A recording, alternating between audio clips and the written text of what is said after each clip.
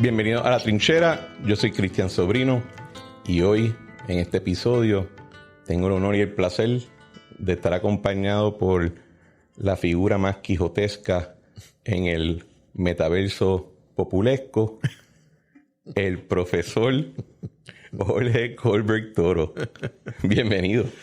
Gracias, Cristian, un placer estar en tu programa y a los amigos que siempre te escuchan. Y yo también soy parte de esa audiencia. Primero te quiero felicitar por esta iniciativa que llevas ya unos cuantos meses. Yo creo que ya bastante. Llevo ya 8 meses. Ya 8 meses, ¿verdad? Sí. Y que ha tenido un gran impacto, sobre todo por la dinámica, por las conversaciones. Así que para mí es un privilegio, un honor estar compartiendo contigo y contestar todas las preguntas y conversar contigo con la mayor franqueza y el sentido de responsabilidad de hablar con el país temas de importancia. ¿Qué te parece el estudio? Oye, está extraordinario. Y déjame decirte, como conversábamos ahorita, la tecnología y todos estos nuevos instrumentos de manera de comunicar, los podcasts, las redes sociales, que ha cambiado toda la dinámica tradicional de política y de gobierno, es una manera distinta de conversar, pero a la misma vez de poder profundizar en unos temas. Muchas veces, cuando uno va a una entrevista radial o televisiva, pues la oportunidad que tiene de compartir un pensamiento son segundos.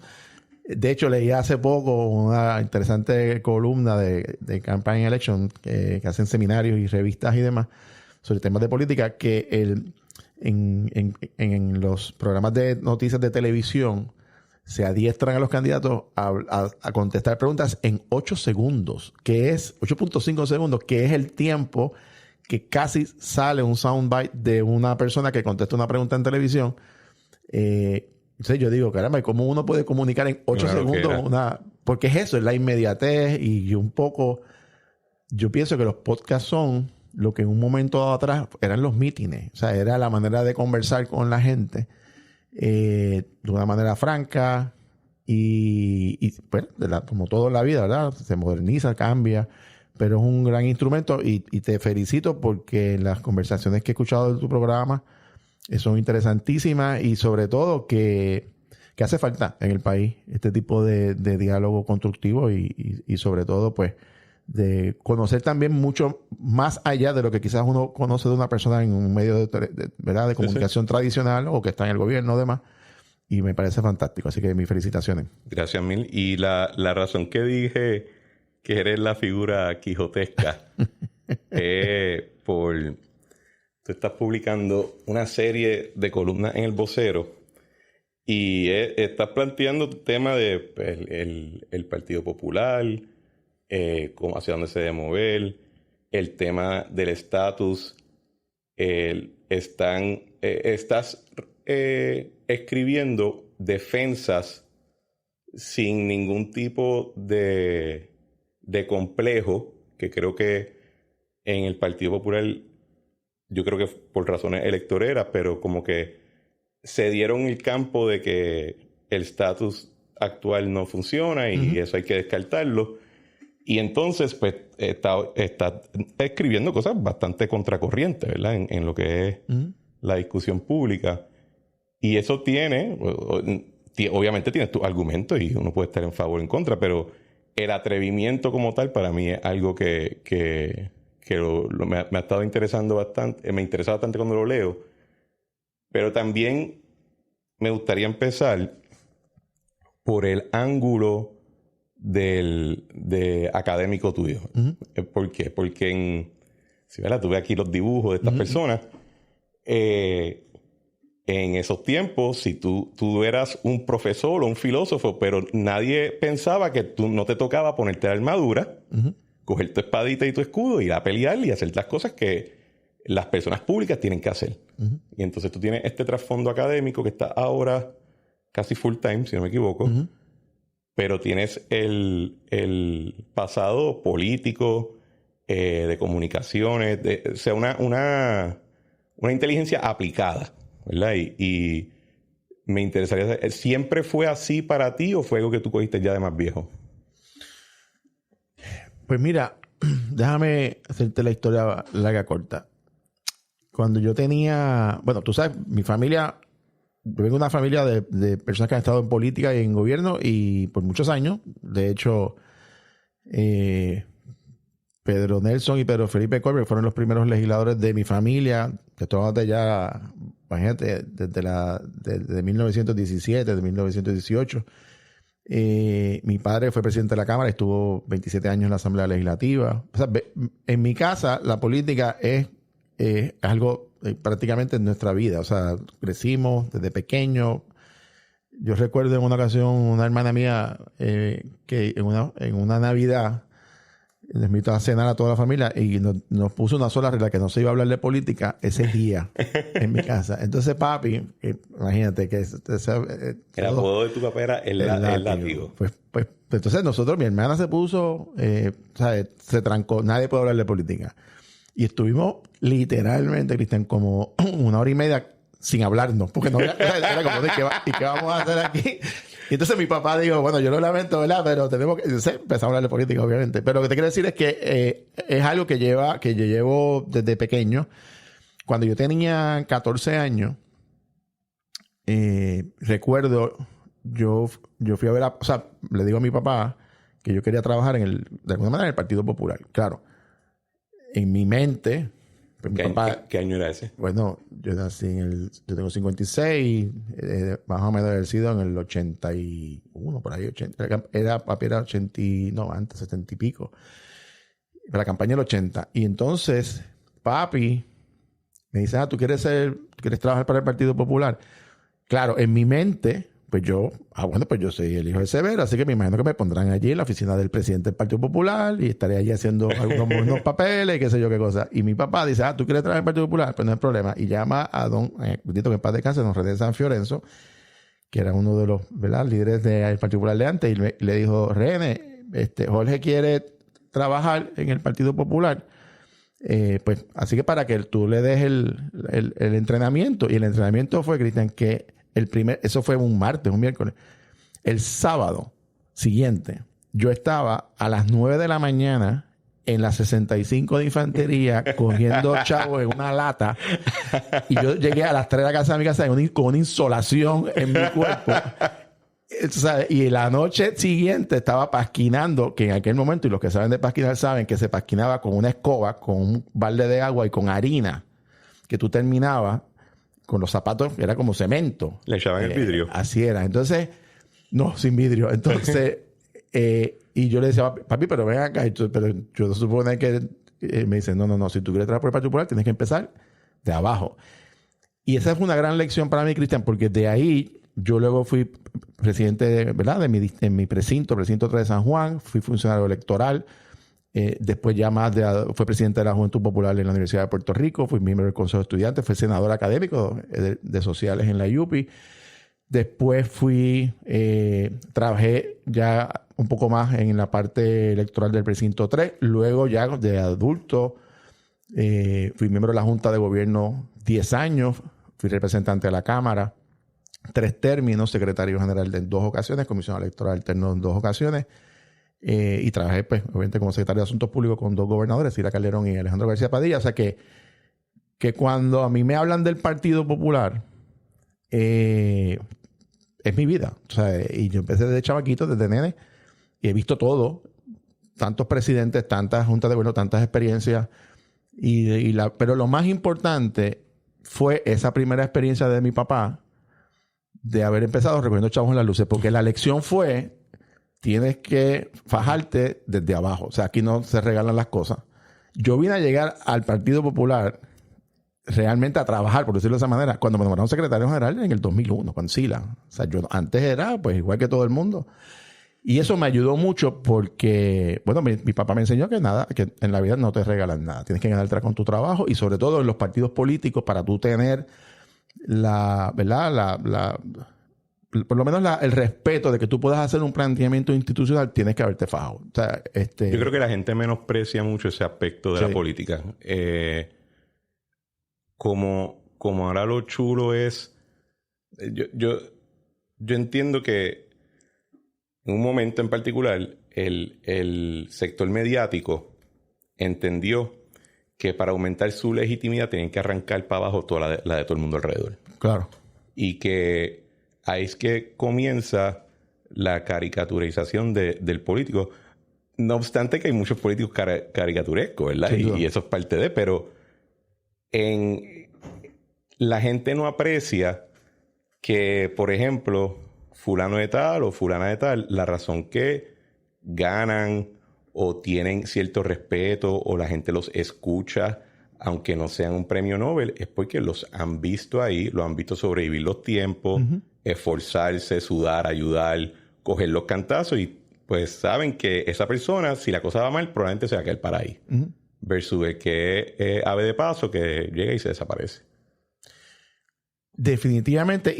Y fíjate, en esa misma línea de pensamiento, como tú bien señalas, a veces, y en Puerto Rico, que, ¿verdad?, tenemos diferencias en tantas cosas, no solamente perdemos esa perspectiva, sino que olvidamos que ha habido unas enormes aportaciones de puertorriqueños y puertorriqueñas fuera de líderes de partido o de ideología. Y yo te digo que el testimonio probablemente que a mí más me ha impactado en mi vida es el diario de sesiones de la Asamblea Constituyente, de la Comisión Constituyente. O sea, cuando tú lees, y yo tuve que hacerlo particularmente te contaba de mi tesis doctoral, el diario de sesiones, a mí me cogió casi 2 años, son 4,000 hojas de documentos. Y tú leer los debates de Miguel Ángel García Méndez, de Luis Muñoz Marín, de don Jaime Benítez, de don Luis Aferré, de don Lino Padrón Rivera, presidente del Partido Socialista.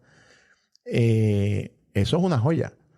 O sea, porque era una dinámica donde la gente sí tenía un partido, y era un partido estadista republicano, el Partido Popular, el Partido Socialista, pero fuera del partido, primero iba el país.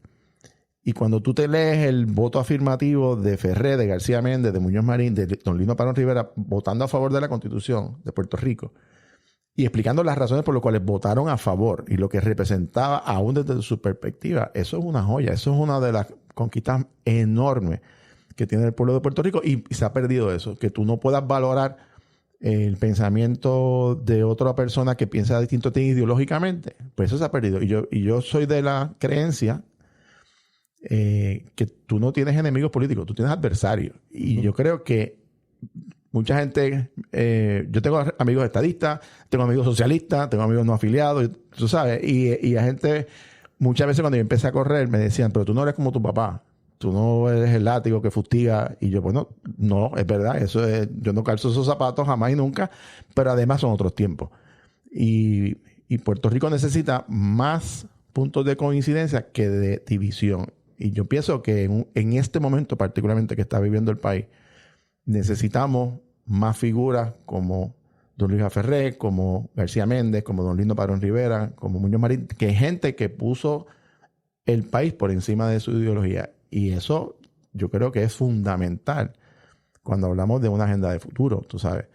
Así que estas experiencias que hablamos en los procesos políticos, y gran parte de eso es lo que también me ha motivado a moverme a la academia, es invertir en el futuro. O sea, yo cuando empezó este cuatrienio pasado, a mí me pidieron que me fuera a trabajar en unos legisladores de la legislatura, y también tenía la oportunidad de ir a trabajar en una universidad, la Universidad Interamericana.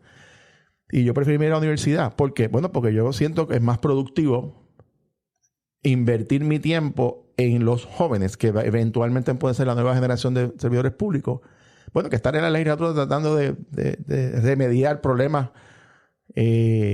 inmediatos. Y yo pienso que eso es parte de esa formación.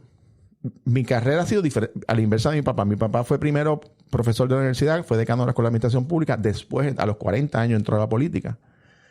Y muere estando en la Cámara. Yo lo hice al revés. Yo entré primero a la política a los 14 años, como te decía, y me salí para irme a la academia. Y es otra dimensión personal. Y yo te digo, cuando yo entré a la legislatura en el 2003, si yo hubiese tenido la experiencia que uno tiene ahora, y los años y los golpes, y bueno, como todo en la vida, hubiese, pienso yo, hecho unas aportaciones muy distintas en el sentido de que quizás conflictos, críticas, diferencias las hubiese dejado a un lado porque tú aprendes con el tiempo. Nadie tiene... Mira, Cristian, si tú me dirás que tú has aprendido en la política después de tantos años, yo te puedo decir que nadie tiene el monopolio de la verdad. Y que todo el mundo tiene razón en los planteamientos, aunque son desde diferentes perspectivas. Eso es todo. O sea, nadie quiere lo mal para Puerto Rico. Nadie puede decir... A veces yo le digo, no, porque tal persona tomó esta decisión, o tal gobernador porque quiere hacerle daño a Puerto Rico. Eso no es verdad. O sea, tú puedes tener una diferencia de... Pero hay una narrativa Hay una fuerte narrativa. de... Que yo le digo aquí estamos convencidos que las cosas se descarrilaron no por varios factores, sino porque aquí hay un cabal de traidores hijos de la gran puta que están clavándose a todo el mundo. Y estoy seguro que hay unos cuantos, pero no significa que todo colapsó por eso. Y la narrativa ahora, especialmente en las redes sociales, con las personas más jóvenes en la prensa, es de que aquí hay que atacar a un grupo de personas. O sea, no es simplemente esta gente son parte de un grupo equivocado o lo que sea. Es que piensan que son moralistas. Es un puritanismo moral. No es ideológico. Ellos están los buenos, están los malos, están los limpios, están los sucios.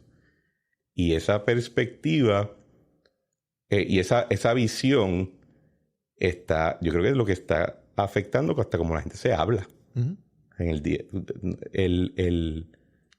Al nivel de que yo me acuerdo uno de los primeros comentarios que me hizo alguien que escuchó el podcast cuando comenzamos fue, a mí se me olvidó escuchar adultos hablando de política. Porque el taca, taca, taca, taca, y no lo veo, y lo veo bien fácil caer en eso, porque te puedo decir que yo tuve momentos donde yo lo que decía a veces salgo por ahí y disparo la ametralladora y se acabó el día. Pero después no construyen nada. Claro. Y ese es el reto, porque también la política responde a la cultura, no viceversa. Y en estos tiempos, las redes sociales y la inmediatez noticiosa, ¿verdad? Nosotros...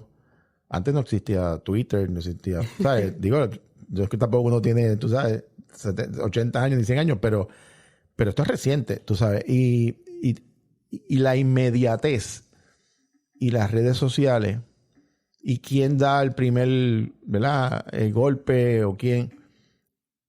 Tiene también... Y eso, claro, pues algunos plantean, bueno, es mucho más democrático porque pues la gente puede escuchar lo que le dé la gana, ¿verdad?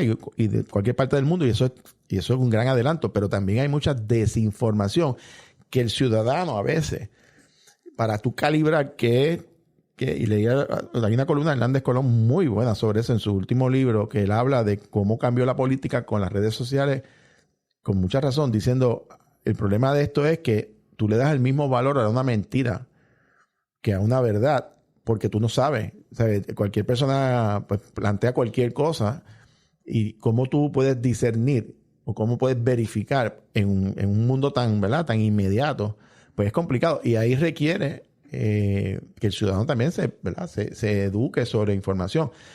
Pero peor aún, también, porque creo que fue elegante en decir una mentira sobre una verdad. El problema también es que se le da valor, podio y standing a veces a una salta de imbéciles. Y no hay un filtro que diga, pues, te lo pongo de esta manera. Yo tengo un jueguito que yo tengo personal donde yo cuento cuántas veces citan en los periódicos a un grupito de abogados que pierden todos los casos sobre el tema del cual están siendo citados como expertos. Y uno dice, pero ven acá, ¿qué es esto? Porque lo que importa es el engagement. O sea, tu standing no depende de si tú la pegas en tu argumentación o si, no obstante tus fallas personales, pudiste ejecutar algo. Es la atención en la red. Es la personalidad. Y eso estamos ya entrando en el territorio de demagogia de los tiempos clásicos que siempre tú me decías, cuidado con la democracia porque después aparece un loco. Estamos llegando.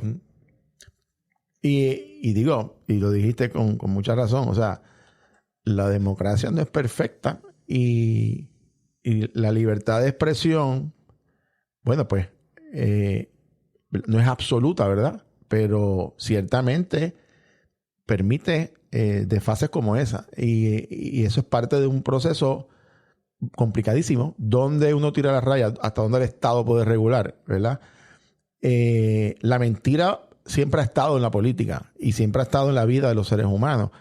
Ahora, cuando se magnifica, sobre todo con las redes sociales o con, ¿verdad?, los medios de comunicación masivos, también los medios tienen una enorme responsabilidad en ese sentido, de verdad, de discernir lo que es correcto, lo que no es, lo que no es correcto.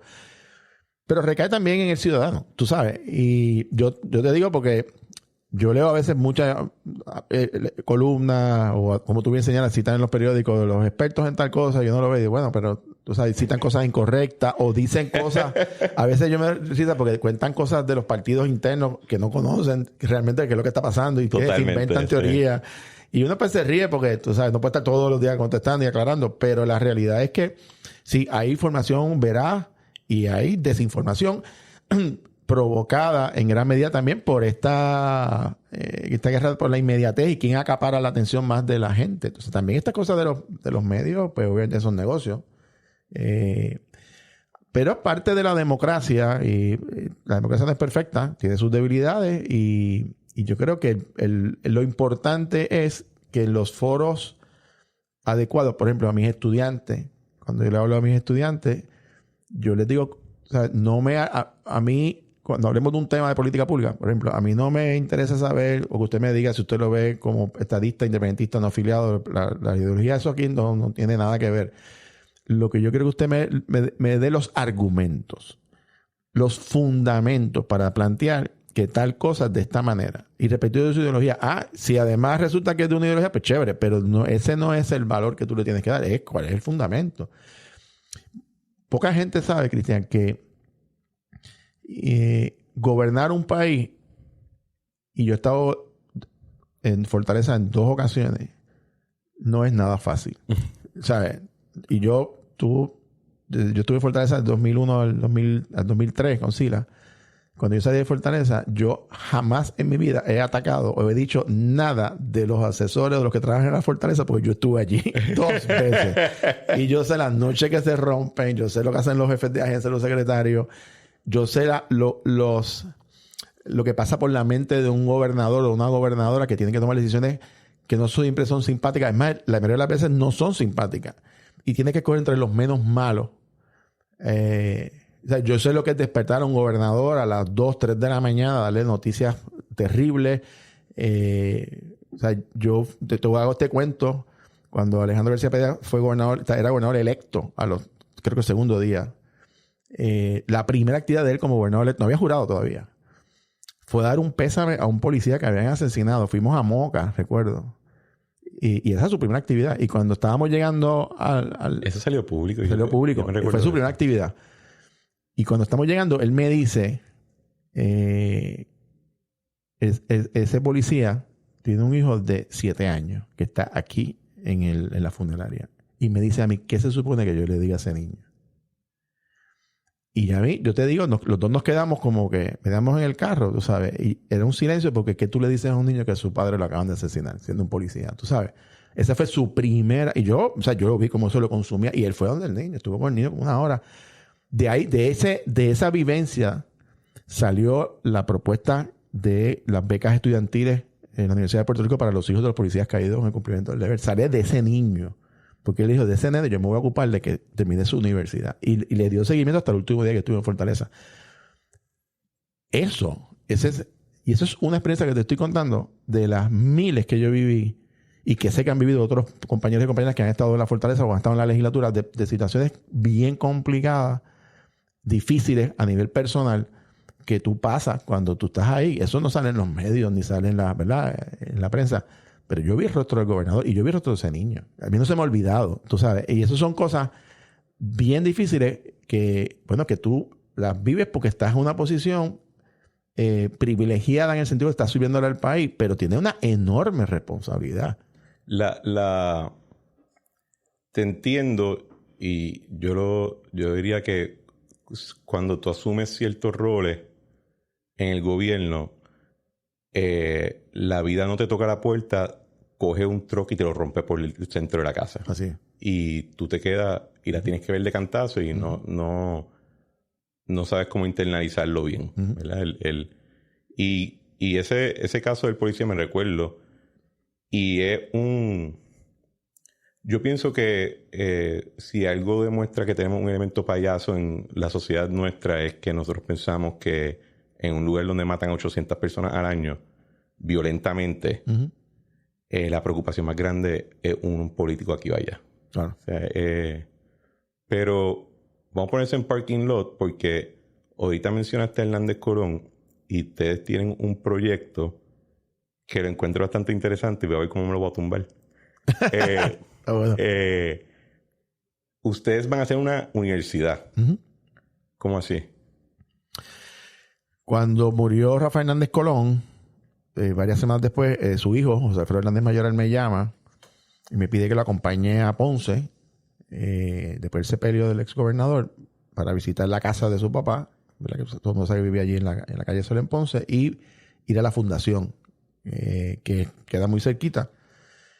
Y fuimos ese día y caminamos, bueno, te podrás imaginar cuán fuerte fue para ambos, ¿verdad? Hernández Colón era como mi segundo papá, tú sabes. Y entonces, cuando terminamos en la fundación, José Alfredo me dice, me acaban de nombrar presidente de la junta de directores de la fundación.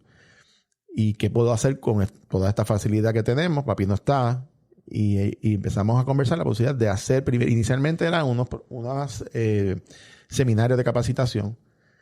Y se fue evolucionando hasta que decidimos hacer un instituto de política pública, de gobierno, que era realmente el sueño de Hernández Colón. Él tenía unos acuerdos con la Universidad Interamericana y la Universidad Católica, pero eran adiestramientos, no eran acreditados por la propia institución. Así que nosotros dimos la tarea de crear dos programas académicos, un programa de ciencias políticas y relaciones internacionales a nivel de bachillerato y un programa de maestría en asuntos públicos e innovación gubernamental acreditados por la Middle State, por la Junta de Licitación, o sea, una institución académica, en un proyecto conjunto con EDP University. Se firmaron los acuerdos, tuvimos casi 2 años, esa es mi responsabilidad, estuve casi 2 años encerrado haciendo lo que se llaman los prontuarios académicos, que son ¿verdad? El contenido de cada curso, eran 53. 53 cursos. Sí, 40 de bachillerato y 13 de maestría. ¿Y los profesores quiénes son? Los profesores que tenemos... van a ser, bueno, van a ser, ¿verdad? Todavía está el proceso, porque empezamos, se supone que ahora el 2023. Bueno, obviamente vamos a tener profesores y conferenciantes. Porque van a haber unos invitados que van a dar unas conferencias una vez al mes. Pero tenemos, por ejemplo, desde Kenneth McClintock, que fue secretario de Estado, va a dar clases de gobierno y política pública. Tenemos... el licenciado Roberto Prat va a dar sobre gobierno de Estados Unidos. El licenciado Hugo Rodríguez, que fue candidato a comisionado residente del Partido Independentista puertorriqueño. Mi vecino. Así, Hugo, tremendo tipo. Hugo es de lo mejor.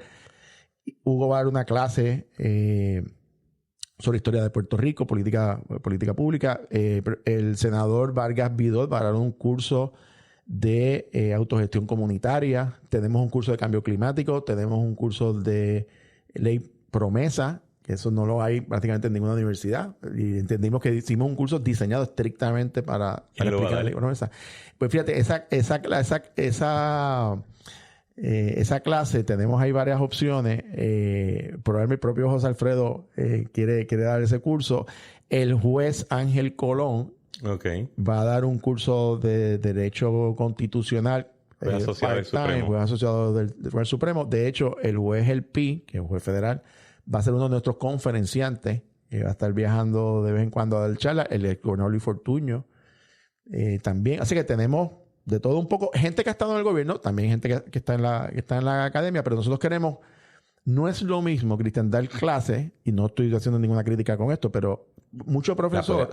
Bueno, pero mucho profesor habla desde la perspectiva de la academia y no necesariamente ha estado en el fuego político o en el gobierno y lo ve muy diferente. No estoy diciendo que lo vea equivocado, simplemente que es una experiencia diferente. El que ha estado en el gobierno, el que ha estado en política, el que ha estado... lo ve distinto porque ha tenido unas vivencias que las puede compartir.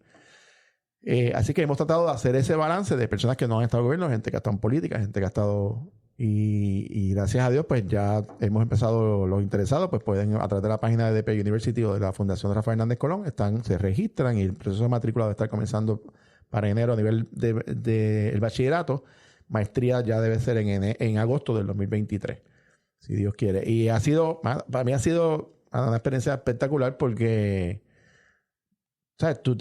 53 prontuarios me cogió casi 2 años, porque la gente no sabe, ¿verdad? Pero un prontuario académico... Envíame el promedio y te doy unos cuantos apuntes. Ok, porque tú tienes que coger, para que tengan una idea los amigos que nos escuchan, un prontuario que es el diseño de un curso académico, que tiene que tener una reestructura.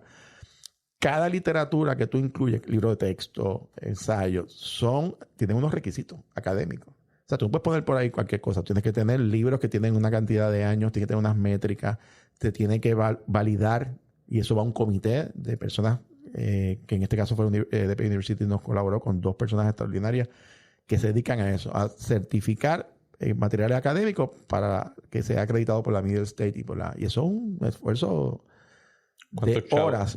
¿Cuántos chavos han tenido que meterle a eso? Pues fíjate, bastante, me imagino. Esa parte, pues, la universidad. La delega. Sí, pero lo que te puedo decir en términos de tiempo, a mí, para que te tengas una idea, un prontuario académico puede tomar semanas. Lo que es interesante que, irónicamente, la pandemia me permitió acelerar el proceso porque en el encierre no teníamos nada que hacer. No teníamos nada que hacer, que era meterle mano a eso. Y lo acabamos, gracias a Dios, y ya se certificaron, ya se terminaron, todos se aprobaron, gracias a Dios. Algunos que hubo que revisarlos y cambiarle alguna literatura, porque ha variado. Pero el programa va a tener cursos especializados en áreas. Nosotros hicimos un grupo focal, o varios grupos, para coger el sentir de estudiantes, de jóvenes.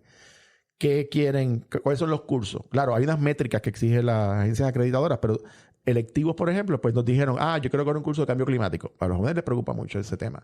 Yo quiero coger un curso de ley promesa. No sé lo que es la ley promesa. Quiero coger un curso de autogestión comunitaria, de equidad de género. O sea, pusieron unos elementos y nosotros diseñamos los cursos académicos a base ¿verdad? De ese pensamiento de una generación bien interesante, Cristian, porque esta generación de los millennials y los jóvenes, que es bien diferente a la nuestra. Millennial soy yo. Bueno, tú eres yo soy un millennial viejito, yo lo sé. Sí. Pero déjame decirte, es una generación bien diferente porque ellos, y yo tengo 2 en mi casa, 2 jóvenes, ellos no siguen partido, himnos, insignias, colores. Ellos siguen causas, Cristian. Y ellos, es una generación bien interesante. De hecho, yo siento que va a ser una generación mucho más sólida emocionalmente. ¿Por qué? Porque han pasado en 4 o 5 años, ¿sabes? Unos retos a una corta edad, pandemia, huracanes, terremotos, crisis fiscal. O sea, esta es una generación emocionalmente va a ser bien fuerte. Por supuesto que han pasado situaciones bien difíciles, pero ¿tú sabes cuándo yo me di cuenta de eso? ¿Cuándo? Yo me di cuenta... Estoy interesado en cuándo te diste cuenta, porque yo tengo una visión totalmente contraria. De verdad, pues fíjate, tú te voy a decir por qué yo me di cuenta de que esta es una relación bien diferente. Es difícil de entenderlo, pero es bien diferente.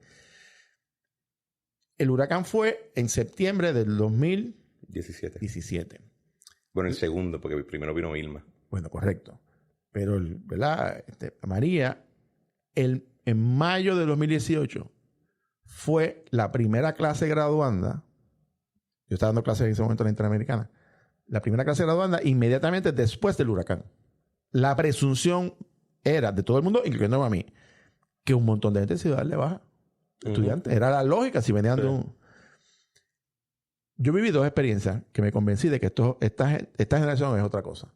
La primera fue que ese mayo de ese año, la Universidad Interamericana graduó la clase más grande en su historia.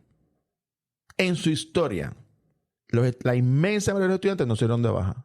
No solamente acabaron el semestre y en medio de un huracán. Es que fue la clase más grande en su historia.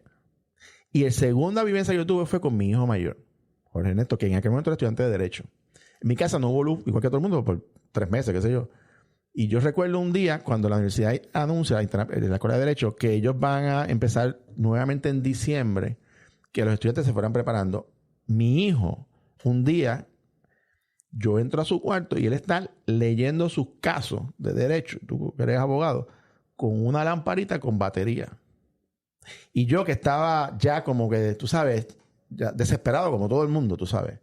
Y ya uno como que, o sea, ¿qué más hacer? Y yo veo que mi hijo está leyendo sus casos y yo le digo, Jorge Ernesto, tú sabes, yo me quedé tan impactado. ¿Tú estás? Y me dice, papi, yo estoy leyendo porque yo no voy a perder mi semestre. O sea, mi deber es, tú tienes otros trabajos, el mío es acabar mi semestre y yo no voy a perder un semestre por un huracán. Yo lo lamento, yo me voy a fajar y él no solamente terminó, pasó la reválida y pasó la federal. O sea, esto para ellos fue emocionalmente un reto, pero yo pienso que los hizo más fuertes. Eso no quiere decir, que hay otros elementos y otras maneras de ver la vida diferente y de, ¿verdad? Y quizás lo que nosotros añoramos o percibimos o no sé, las figuras públicas o artistas son diferentes y hay otros elementos sociales, ¿verdad? Bien distintos. Pero de que es una generación que emocionalmente están claros en unas cosas, sobre todo en lo que te digo de haber vivido estas experiencias. O sea, yo recuerdo el huracán Hugo en 89. Yo tenía, 20 y pico de años, 20 años.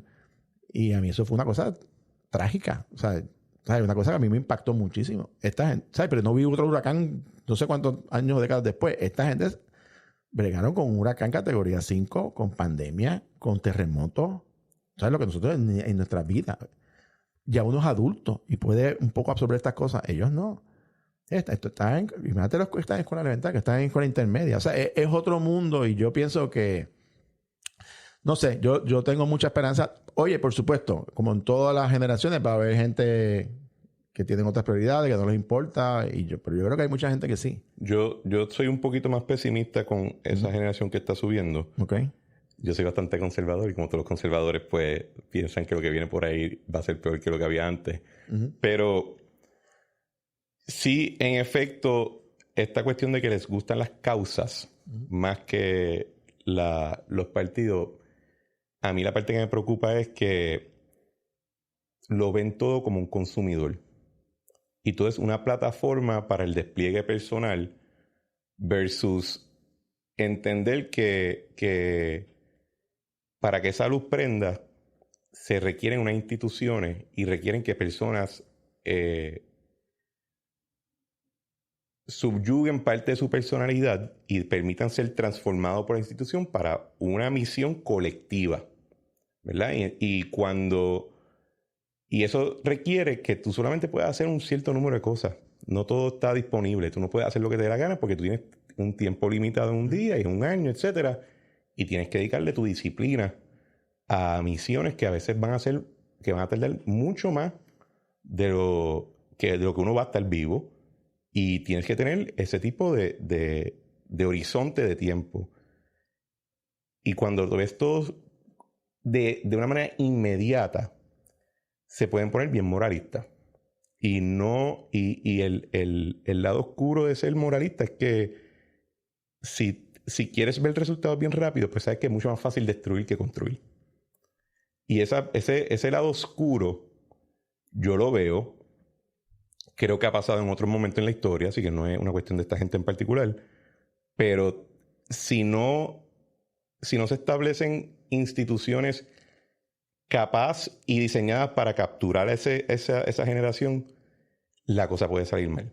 Y en esa medida esa es la razón que me gusta el proyecto de ustedes. No te pregunto, ¿hay que ser popular para estar en...? No. No. Me gusta el proyecto porque yo pienso que la universidad de 4 años grande se ha convertido hasta cierto punto en un cuido de 4 años para adolescentes bien grandes. ¿Y por qué? Porque es tan amplio, ¿verdad? O sea, vas a una universidad y hay 37 facultades y 45,000 bachilleratos y no decides hasta el tercer año, ¿verdad? Lo que vas a hacer.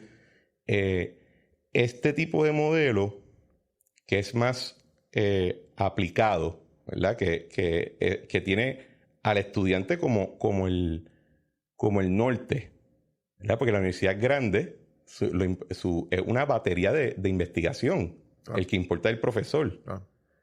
Pero este tipo de organización más pequeña, que tiene al estudiante como la estrella del norte hacia cual se dirige, que te ofrece una o dos cosas, no hay 300,000, tú veniste para hacer una o dos cosas, las vas a tener que hacer bien.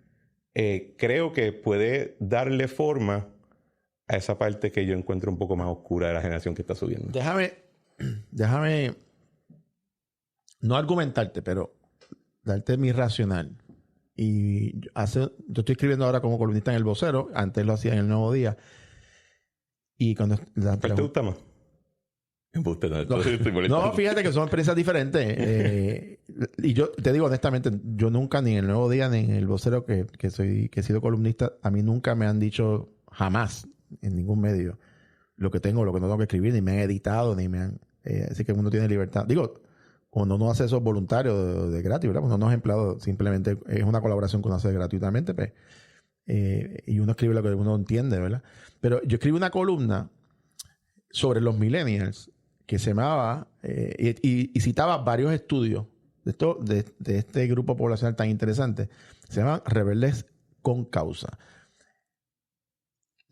Y cito un artículo, que te lo voy a hacer llegar, de varios grupos focales que se hicieron en Estados Unidos y en Europa, de por qué ellos piensan de esa manera. Y resulta bien interesante que el desarrollo de la mentalidad de este grupo poblacional que es anti-establishment o anti-institución viene de la caída del 2008 de los mercados.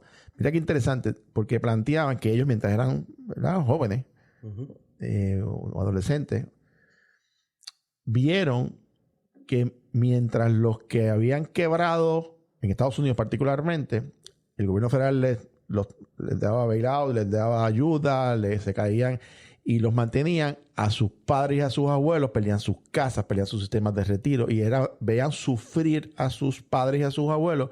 Por consiguiente, su reacción era en contra de las instituciones. Esto es una generación, para que veas qué interesante, que son religiosos, pero protestan contra la iglesia. ¿Por qué? Porque han visto que en la iglesia se cometen faltas, como se cometen en cualquier sociedad, ¿verdad? Así que cuestionan las instituciones.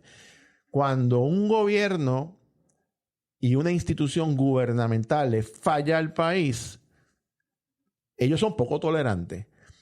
El dinero es importante para ellos, pero no es su motivación principal en la vida. O sea, ellos tienen una mentalidad muy distinta. Y a veces, a mí me pasa lo mismo que tú. A veces yo digo, caramba, tú sabes, todas estas cosas, inclusive en los últimos meses, ¿verdad?, de que ha ocurrido con algunos artistas o actividades y qué sé yo qué, y ahora, pues, tú sabes, es bastante normal tú escuchar malas palabras por la televisión en vivo por horas y horas, pero lo que te quiero decir es... A Ramón Rosario se le sueltan a cada rato en Noti1. Sí, pero es interesante porque es otra dinámica. Ahora, volviendo al punto que traes al final, la clave de a mi juicio, las instituciones académicas que tienen un rol fundamental, y tú dijiste la palabra clave, no pueden ver a los jóvenes como un número de estudiantes, no lo pueden ver como uno más, no lo pueden ver como voy a graduar, voy a dar diploma, esto es una fábrica de diplomas. No. Nuestro proyecto no es una fábrica de diplomas. Nuestro proyecto es, nosotros queremos construir el nuevo prototipo o el nuevo perfil de lo que va a ser el servidor público del futuro. Cristian, yo te aseguro a ti hoy que la inmensa mayoría de los funcionarios electos en Puerto Rico no se han leído la ley promesa, que es el Estado de Derecho vigente. Te lo aseguro. No. Y está en español y está en internet, por si acaso. Yo te lo confirmo.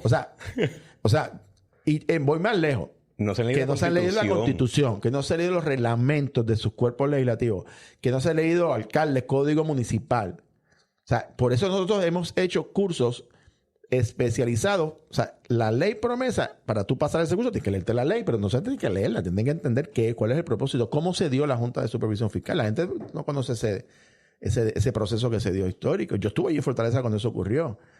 Y yo sé lo que pasó con la mente de Alejandro García Padilla y lo que pasaba con Pedro Pierluisi, que era comisionado residente en aquel momento. Las decisiones que ambos tuvieron que tomar no fueron fáciles. Aquí, ¿sabes? Es bien fácil tú decir, sí, que se vaya la Junta y que se vaya esto, y por qué la ley promesa. Ajá. ¿Y cuál era la alternativa que tenía el país? Quebrarse. Votar a 50,000 trabajadores. O sea, aquí nos olvidamos qué pasó en Argentina cuando se fue a la quiebra. En Grecia. En Grecia, para que estemos claros, aquí se quejaban, que no pasó, de que iba a haber un recorte del 8.5% de las pensiones, que ahora se fue a cero, porque no se recortó a nadie. En Grecia recortaron across the board a todo el mundo 25% de las pensiones, ¿sabes? Y votaron 100,000 trabajadores y privatizaron todo. En Grecia, que es un país soberano. Y todavía están embaratados. O sea, es fácil desde las gradas. Yo estuve allí y te digo, o sea, yo vi los años que pasó Luis Fortuño, yo estaba en la Cámara como gobernador, Alejandro García Padilla, Pedro Pierluisi, comisionado residente, les tocó un tostón. Esas dos administraciones fue dificilísimo. Es fácil ahora. Es bien fácil, tú sabes. Cuando uno ve que las cosas, tú sabes, han ido mejorando poco a poco. Es bien fácil, te lo digo aquí con sinceridad. Aquí se aprobó un plan de ajuste de deuda hace un año con exactamente el mínimo de votos, 14 votos en el Senado. Y hubo legisladores del Partido Popular que le votaron en contra por el populismo que tú estás hablando. No mismo ser popular que populista. Y después, los mismos que le votaron en contra, el dinero que generó, querían repartirlo. Entonces, el colmo criticaba, pero el dinero, vamos a usarlo para esto. Pero espérate un momento, tú estabas en contra de esto. ¿Sabes? Populismo, ¿qué es lo que tú estás planteando?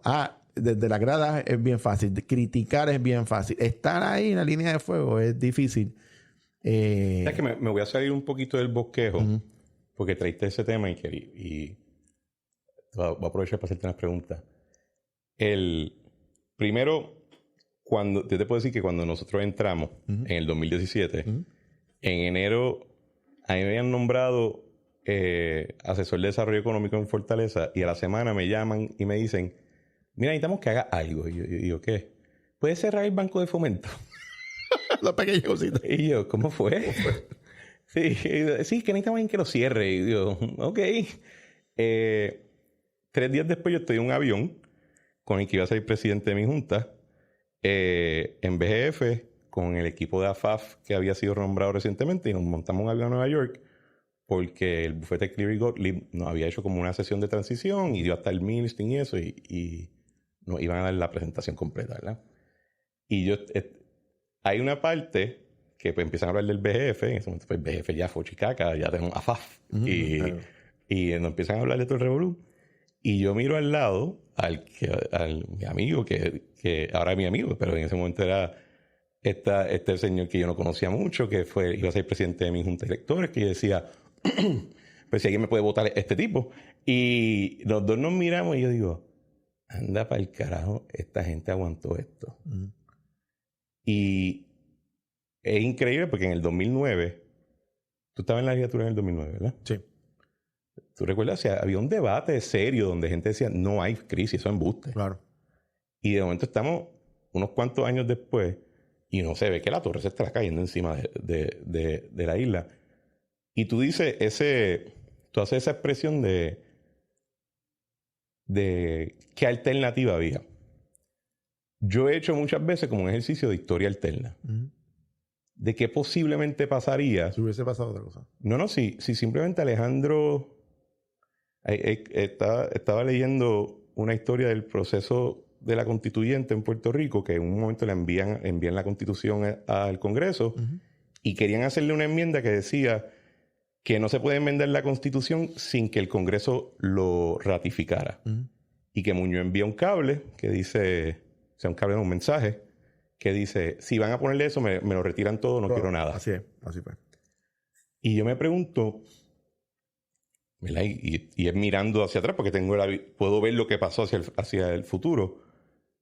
¿Qué pasaría si Alejandro decía, bueno, espera, si me vas a poner una junta, no me des nada? Vete a la porra. ¿Qué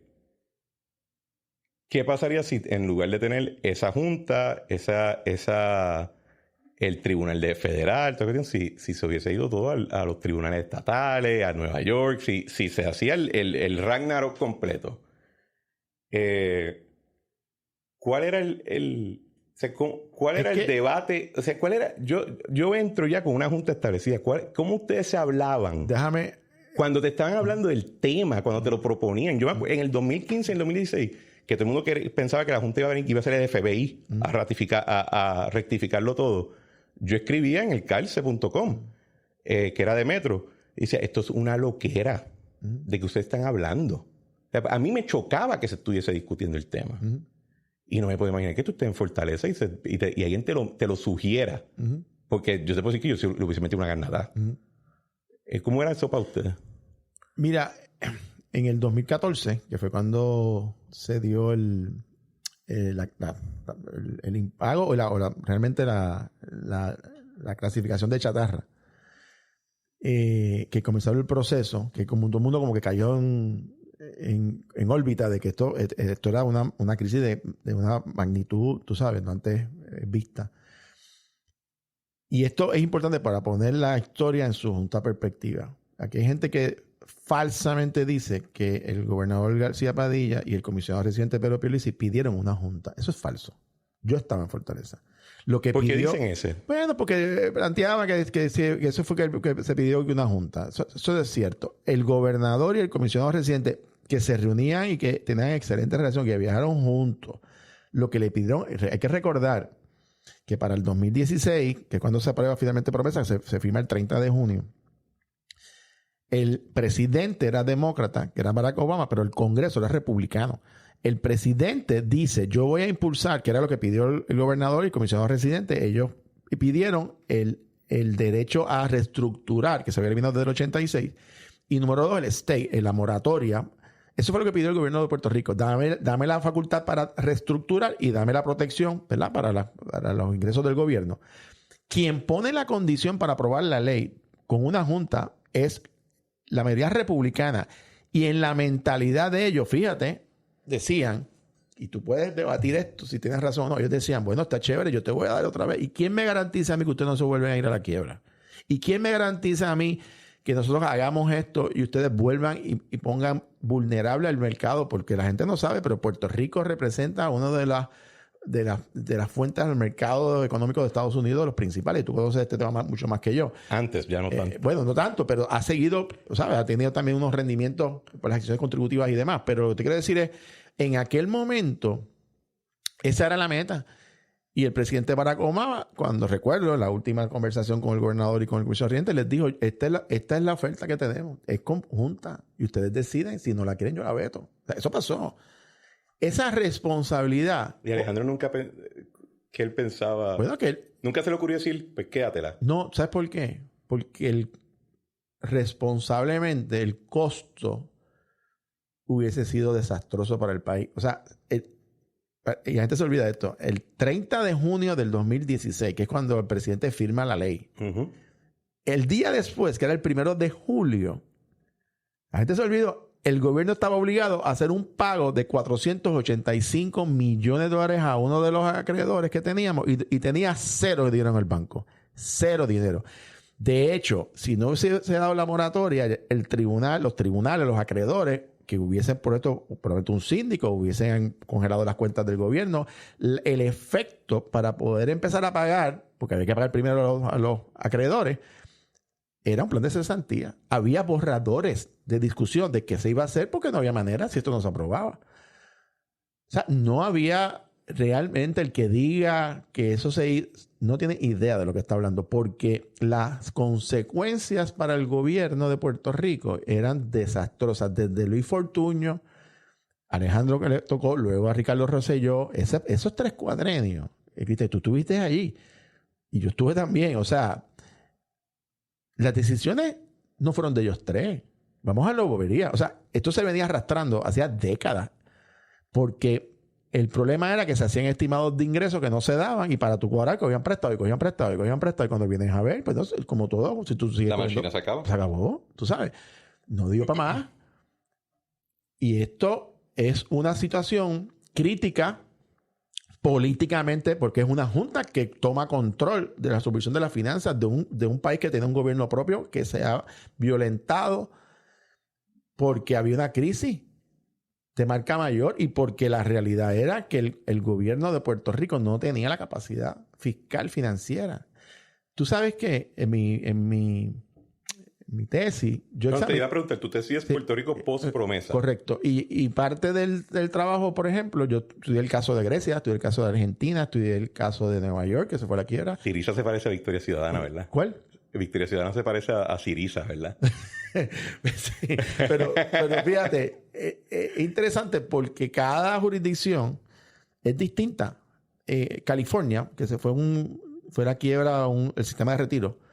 No, el sistema de retiro no se fue a la quiebra. Bueno, el sistema de retiro del estado de California, o sea, se fue en un impago por varios años. Quien la salva es Ana Matosanto, la que estaba en la junta de aquí, del estado de California. Y habían 2 millones de retirados, que sus pagos se cortaron cuando el estado básicamente se convirtió en insolvente por 6 meses. ¿Y qué hizo el Congreso? ¿No? Pero no, lo que decía es que CalPERS nunca radicó una quiebra. Claro. Okay. Pero me refiero a que se crea una situación donde se queda sin dinero y el Congreso se niega a darle un bailout, o sea, a darle el financiamiento. Le digo, tú tienes que tomar tu propia medida. Sí. O sea, y lo que te quiero decir es Grecia, Argentina, Miami, Washington D.C. también, que tuvo su... Detroit, que es el caso más, quizás de los más recientes. Todos tuvieron, de alguna manera, en diferentes formas, pero tuvieron intervención externa de los gobiernos electos para bregar con sus finanzas. En el caso de Argentina, tú conoces muy bien, fue un juez federal de Nueva York que básicamente congeló todos los activos del gobierno porque se negaba a reconocer la deuda. Bueno, y a nivel soberano tiene el Fondo Monetario Internacional que también, actúa como un síndico y se acabó. Y en España, lo que le decían los hombres de chaqueta negra, les decían, que eran los que venían de la Comunidad Europea, a Grecia le pusieron la troika.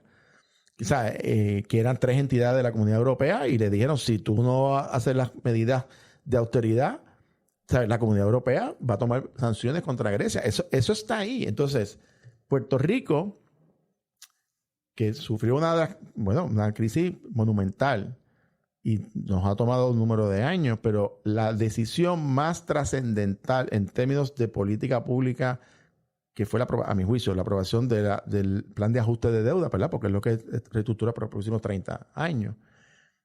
Si eso no se hubiese aprobado, o si no se hubiese años antes, en el 2016, no se aprobó la ley promesa, el escenario hipotético que tú planteas, a mi juicio, hubiese sido un desastre de marca mayor en Puerto Rico, pues no estábamos preparados para una crisis de esa magnitud.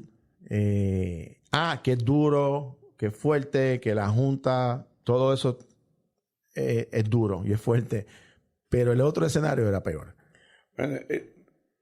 Mi crítica a la Junta es que yo pienso que más allá de los unicornios democráticos, la Junta es una mierda. En términos de nunca han entendido, nunca han asumido un rol, decir, este es mi rol en el juego, y te lo digo que ahora quizás están ya un poquito más uniformes, pero por mucho tiempo, un día te decían una cosa, el otro día era otra. Habían tantos consultores que también, o sea, siempre había una discusión rara, ¿no? No me quiero desviar por ahí porque eso es un tema aparte y voy a traer a otros miembros de la Junta de Supervisión Fiscal a hablar en el programa del tema. Pero creo que entretener historias alternas es importante porque algo que nosotros nos dimos cuenta en un momento es ya para el 2017, con lo que nosotros hicimos los primeros 6 meses junto a lo que había comenzado con la ley 66, ¿verdad? Y con mover la cuenta del gobierno central, del Fondo General del BGF al Banco Popular. Ya con eso, ya estaba plantada la bandera con la cual se iba a salir de la quiebra. Así que el issue de la Junta, para mí, y no, yo monté básicamente una vida gubernamental en pelear con ellos, ¿verdad? Ese era mi rol diario y me lo gozaba. Pero ya sin ellos, yo te puedo garantizar que en junio del 2017 teníamos las herramientas para salir. Y la consecuencia no esperada de la Junta es que se convirtió entonces en un enfoque, en un hazard moral donde el político electo sea a veces un gobernador, porque tú sabes muy bien que no hay un gobernador, el gobernador tiene varias personalidades, tú no sabes cuál es la que se levanta ese día. Claro. Y en la legislatura, pues ya no tienen que asumir todos los días la responsabilidad de sus decisiones, porque cualquier cosa se lo tiro a la Junta y que se jodan ellos. Claro. Yo no tengo que coger cantazos. Que fue, yo creo que en parte lo que hacía que cuando está el plan de ajuste, unos cuantos dijeron, eso no me toca a mí. Claro. ¿Verdad? Claro. Porque hay 7 gringos ahí y yo le paso a ellos el tostón, que breguen ellos. Claro. Y yo no me voy a joder políticamente por esto. Y ese es el lado oscuro de una junta que, sabiendo que ya para junio del 2017 teníamos la estructura fiscal para salir de la quiebra, no sé si vale la pena tener eso ahí adentro. Yo pienso que, bueno, a nadie le gusta tener una junta o un ente con poder por encima del gobierno electo, porque es un contrasentido en una democracia. Y obviamente revertir conquistas democráticas del pueblo de Puerto Rico, que es la realidad. Ahora, tú hablabas de uno de la vida tiene que ver con las realidades. Esa fue la condición de la mayoría republicana en el Congreso en ese momento. Y digo, si no hay junta, no hay proyecto, punto. Tú sabes, y uno pues, la vida yo quería ser jugador de NBA, tú sabes, pues, pero no juego como Michael Jordan, tú sabes. La vida uno brega con las realidades. Yo no creo que fue que tomaron la decisión incorrecta, no digo eso. Es que me imagino que en algún momento lo tuvieron que haber pensado. Por supuesto. Y yo pienso que Puerto Rico vamos a ponerlo de esta manera, el gobierno de los puertorriqueños, ¿hemos aprendido la lección? Vamos a parar aquí un momento.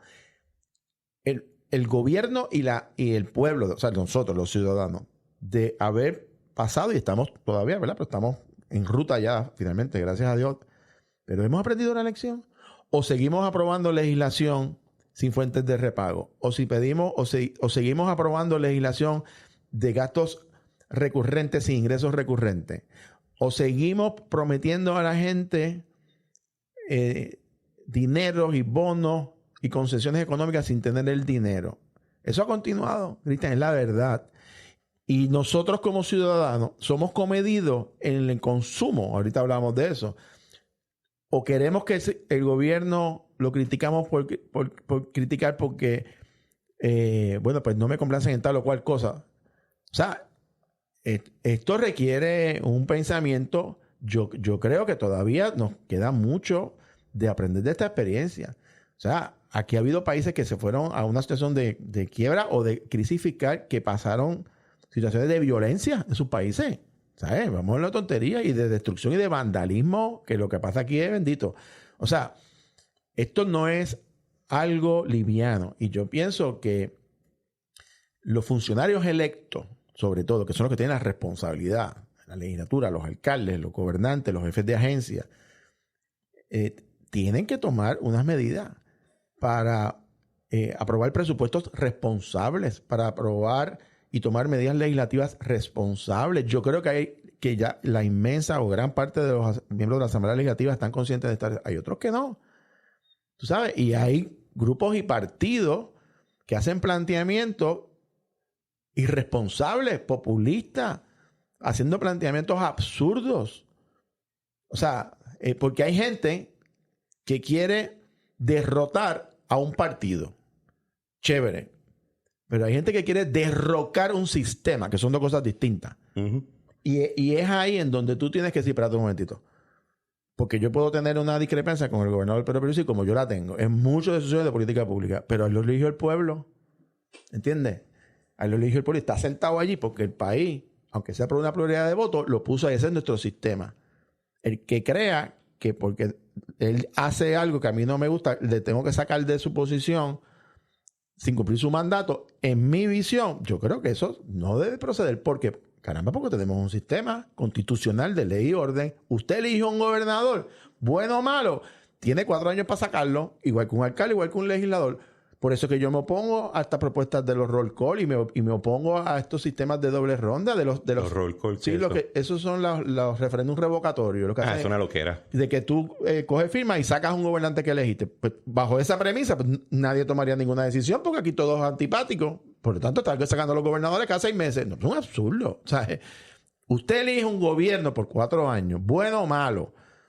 Puerto Rico, este cuatrenio, tiene la Asamblea Legislativa de mayor pluralidad y de mayor representación, 5 partidos, un senador independiente en el Senado. Nadie tiene mayoría absoluta. Yo creo que estamos repensando la virtud de esa fórmula. Pero fíjate en esto. ¿Cuál fue el mensaje del país? El mensaje del país fue: quiero una Asamblea Legislativa representativa, pero también quiero que hablen y se escuchen y no se impongan molleros. La mayoría no. En el Senado, para tú aprobar legislación, necesitas que por lo menos 2 partidos se pongan de acuerdo. O sea, esa es la realidad. Ese fue el mandato del pueblo.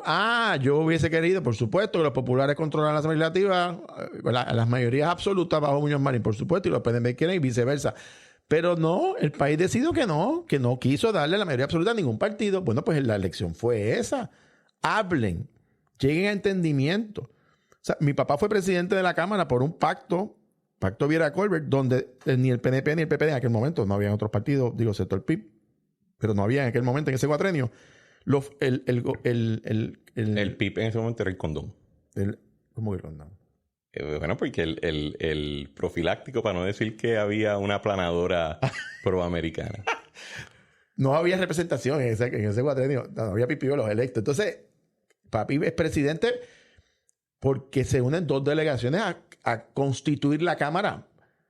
Porque el pueblo básicamente dividió y había un caso que duró 1 año y medio en el tribunal. Bueno, pues ese fue el mandato del pueblo, tú sabes. Y en este cuatrenio, ese es el mandato del pueblo. Tienes un gobernador del PNP, tienes un Senado con 5 partidos, un senador independiente y una Cámara que hoy tampoco el Partido Popular tiene mayoría absoluta. Bueno, pues, ¿qué significa eso? Pues tienen que hablar y tienen que dialogar y tienen que llegar a entendimiento. Ese fue el mandato del pueblo, bueno o malo.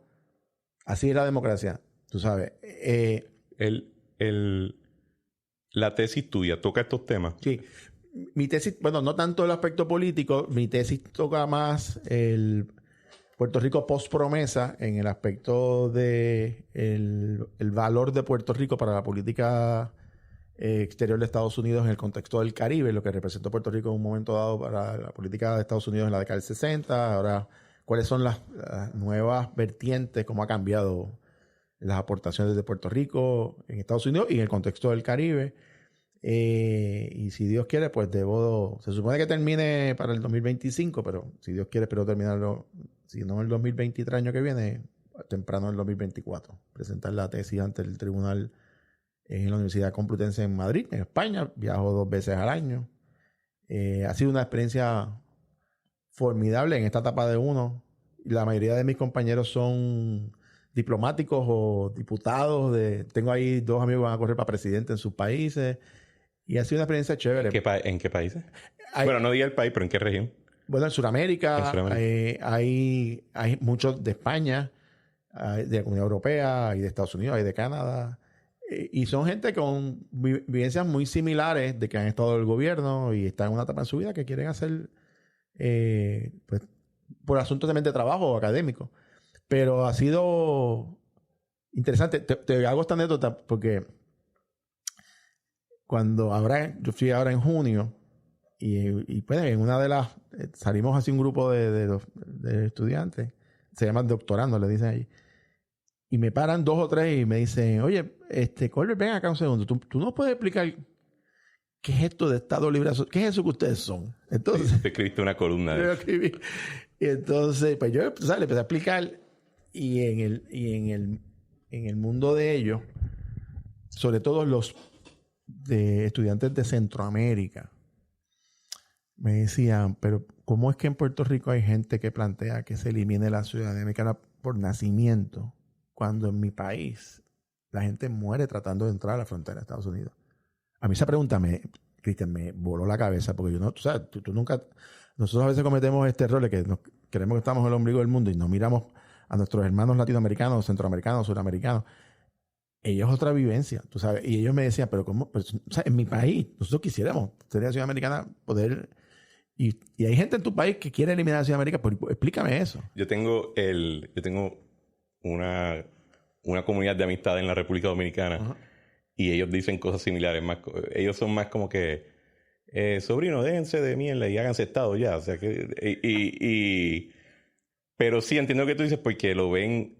Ellos ven la ciudadanía americana, yo creo que un poco como la vimos nosotros en cierto momento, ¿verdad? Donde era como que tiene un efecto práctico, ¿verdad? Y es algo concreto que va más allá que simplemente, pues, yo vivo aquí, voto acá, porque tiene ese enlace económico y de ciertos beneficios. Así que sí, Y yo le explicaba, y de hecho, como bien señalado, lo hacía la columna, y porque ustedes no son un estado o un país independiente. Y yo le decía mi percepción absolutamente subjetiva de decirle, bueno, Puerto Rico es una nación para efectos sociológicos distinta a Estados Unidos, y nosotros, el Estado Libre Asociado, es una salida pragmática para una realidad que permite una asociación con Estados Unidos, un libre tránsito, una ciudadanía, pero mantiene su identidad cultural.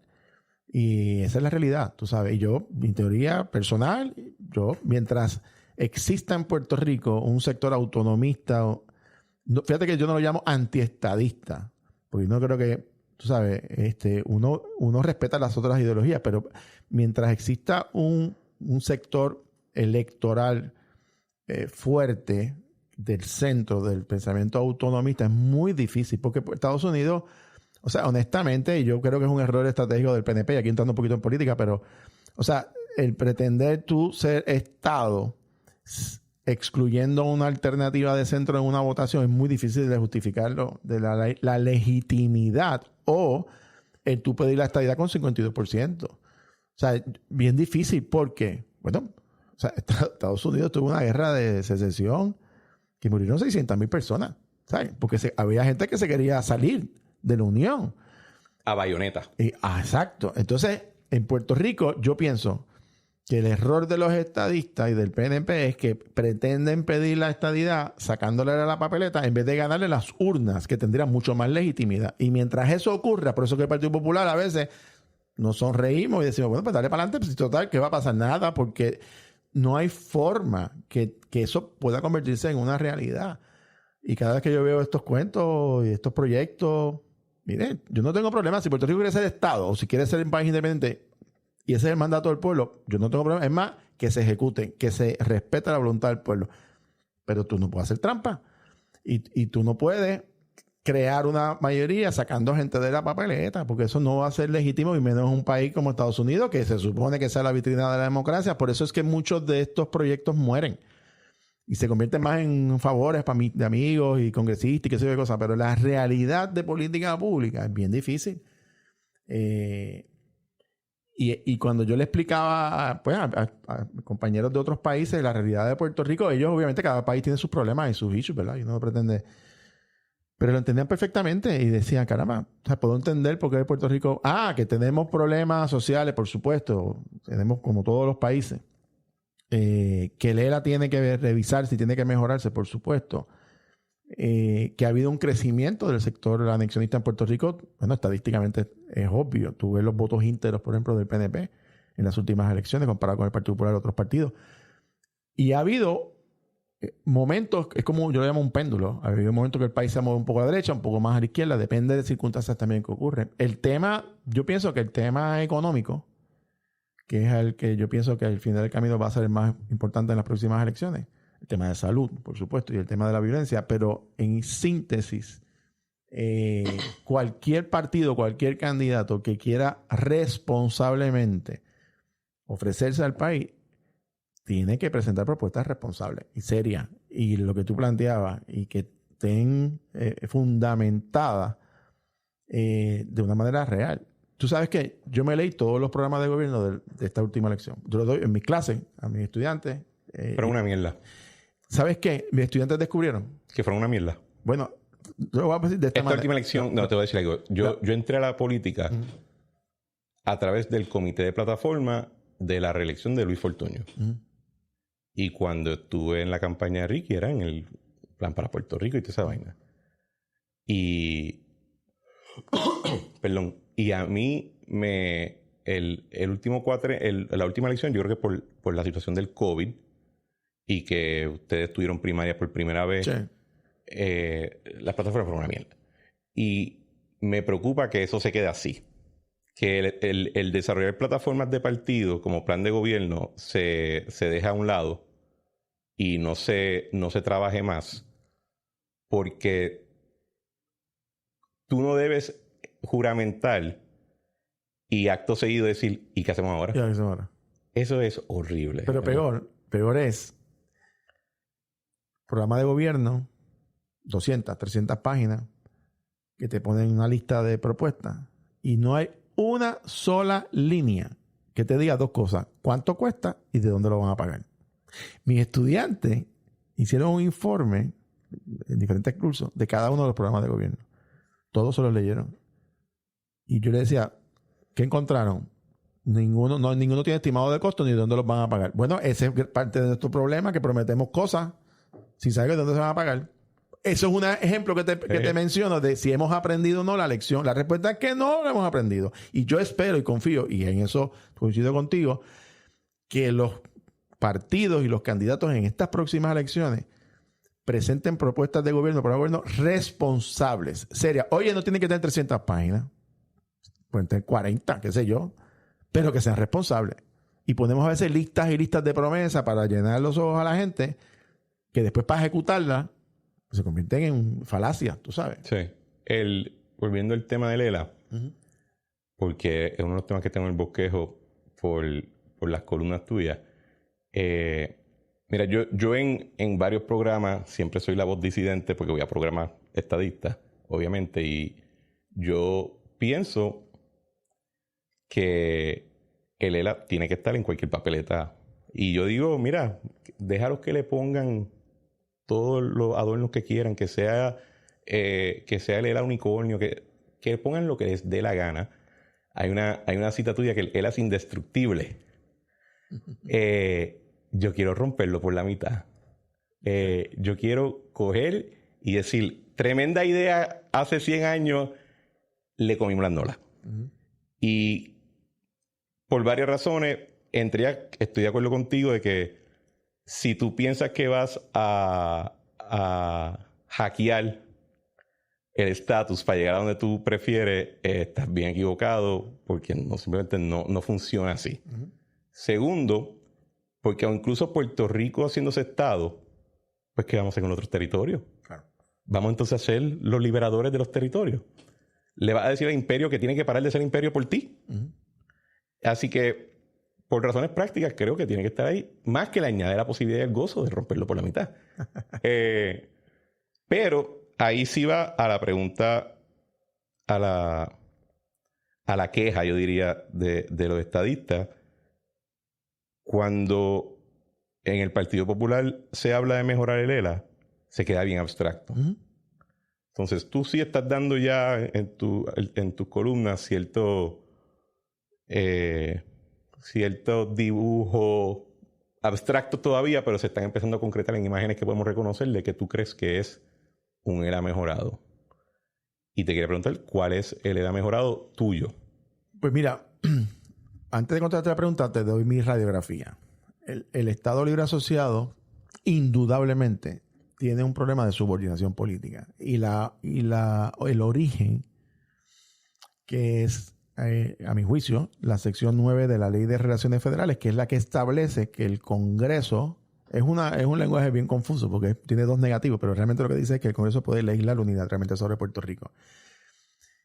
El planteamiento inicial desde que se hizo el ELA, y hay que recordar en las circunstancias, ¿verdad? En la década del 50, la realidad que había.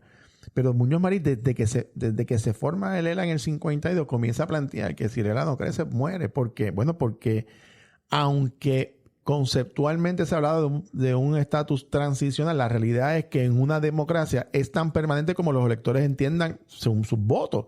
Si tú no cambias el estatus, pues lo tienes ahí.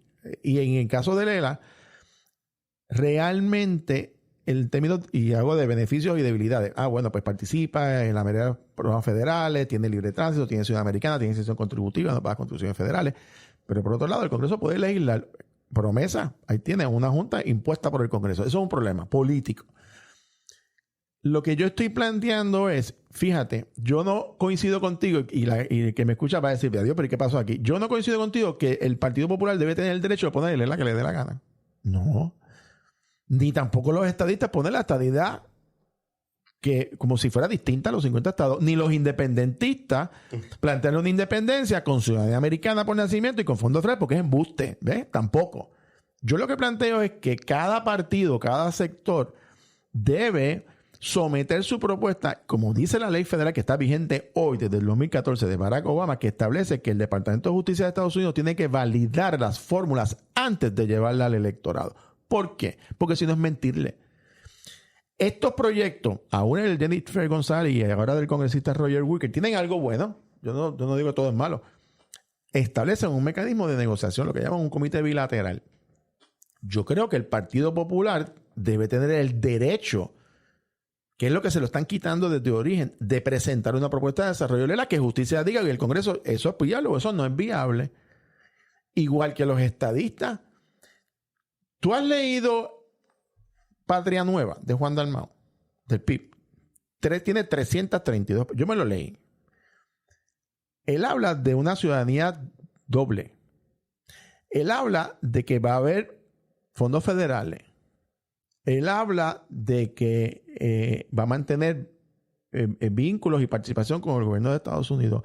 El proyecto de Nidia Velázquez, de Jennifer González, que ellos validaron, y Alexandria Ocasio, y el proyecto de Wicker, que también tiene, dice que bajo la independencia, la ciudadanía americana por nacimiento se elimina y los fondos federales el 100% en 10 años. ¿Sabes qué? Esas mismas dos características se la ponen a la libre asociación y son las únicas dos áreas que específicamente la excluyen de la negociación del comité bilateral. O sea, las resuelven en la ley. Vamos a estar claros lo que esto significa. Le están diciendo, esto no es negociable, papá. Le están diciendo la independencia con ciudadanía y fondos federales es embuste en la independencia y en la libre asociación, que fue lo que yo dije cuando rectifiqué con la libre asociación. Y fíjate qué interesante, Cristian. El Partido Popular, a mi juicio, irremediablemente tiene que presentar una propuesta formal, legal. Y te puedo adelantar que en los últimos 2 años, internamente hay un grupo, yo participo, pero hay otra gente más, que se han estado estudiando 6 posibles rutas distintas. 6 posibles. Y te menciono algunas. Hay quien plantea que el desarrollo de Lela, un poco la teoría que esbozaba Rafael Hernández Colón, ahora José Alfredo y otros juristas, de que sí es posible que dentro de la cláusula territorial de la Constitución de Estados Unidos el Congreso puede renunciar a unos poderes y reconocerlo. Y que eso permitiría teóricamente, ¿verdad?, la creación de un convenio de asociación en donde el Congreso renuncie sobre poderes sobre Puerto Rico. Hay otros que plantean que no, que tiene que ser bajo la cláusula de tratado, lo que llaman los soberanistas. ¿Nos van a hacer una reserva indígena? Bueno, básicamente lo que plantean es que al ser por la cláusula de tratado se convierte en un país soberano y puede pactar como hacen las islas del Pacífico. Esa es otra ruta. Hay una tercera ruta que planteó un expresidente de una universidad privada prestigioso, que planteaba que no fuéramos por la cláusula de pacto, por llamarlo de esa manera, de los estados. Hay otros que han planteado que es un planteamiento de due process. Eso lo plantea el profesor Javier Rúa, un interesante documento académico que publicó hace creo que 1 o 2 años. Hay quien plantea que debe ser a través de un pacto que sustituya la ley de relaciones federales. O sea, hay diferentes... Pero ¿cuál es el contenido del pacto?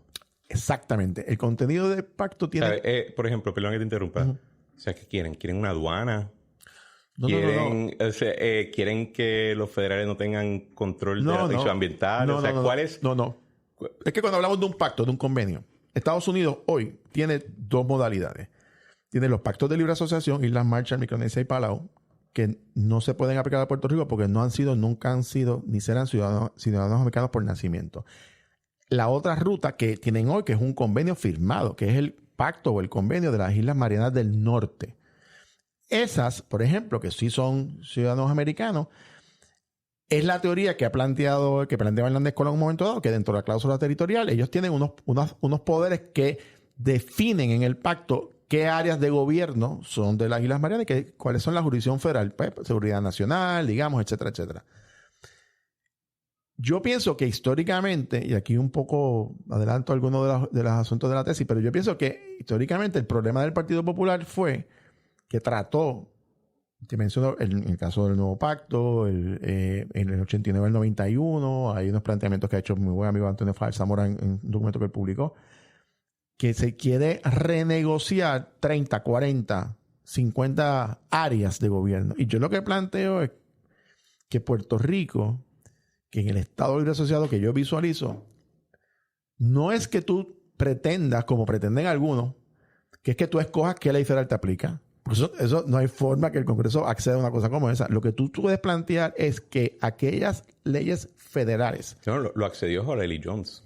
Oye, con el coordinador que podía pedirle al presidente que nulificara leyes federales aquí. Bueno, claro, pero para que tengan una idea, yo pienso que para que esto sea viable, lo que el gobierno de Puerto Rico, obviamente una vez el país vote, es que tiene que proteger cuáles son las tres esencias del Estado Libre Asociado. Los tres fundamentos.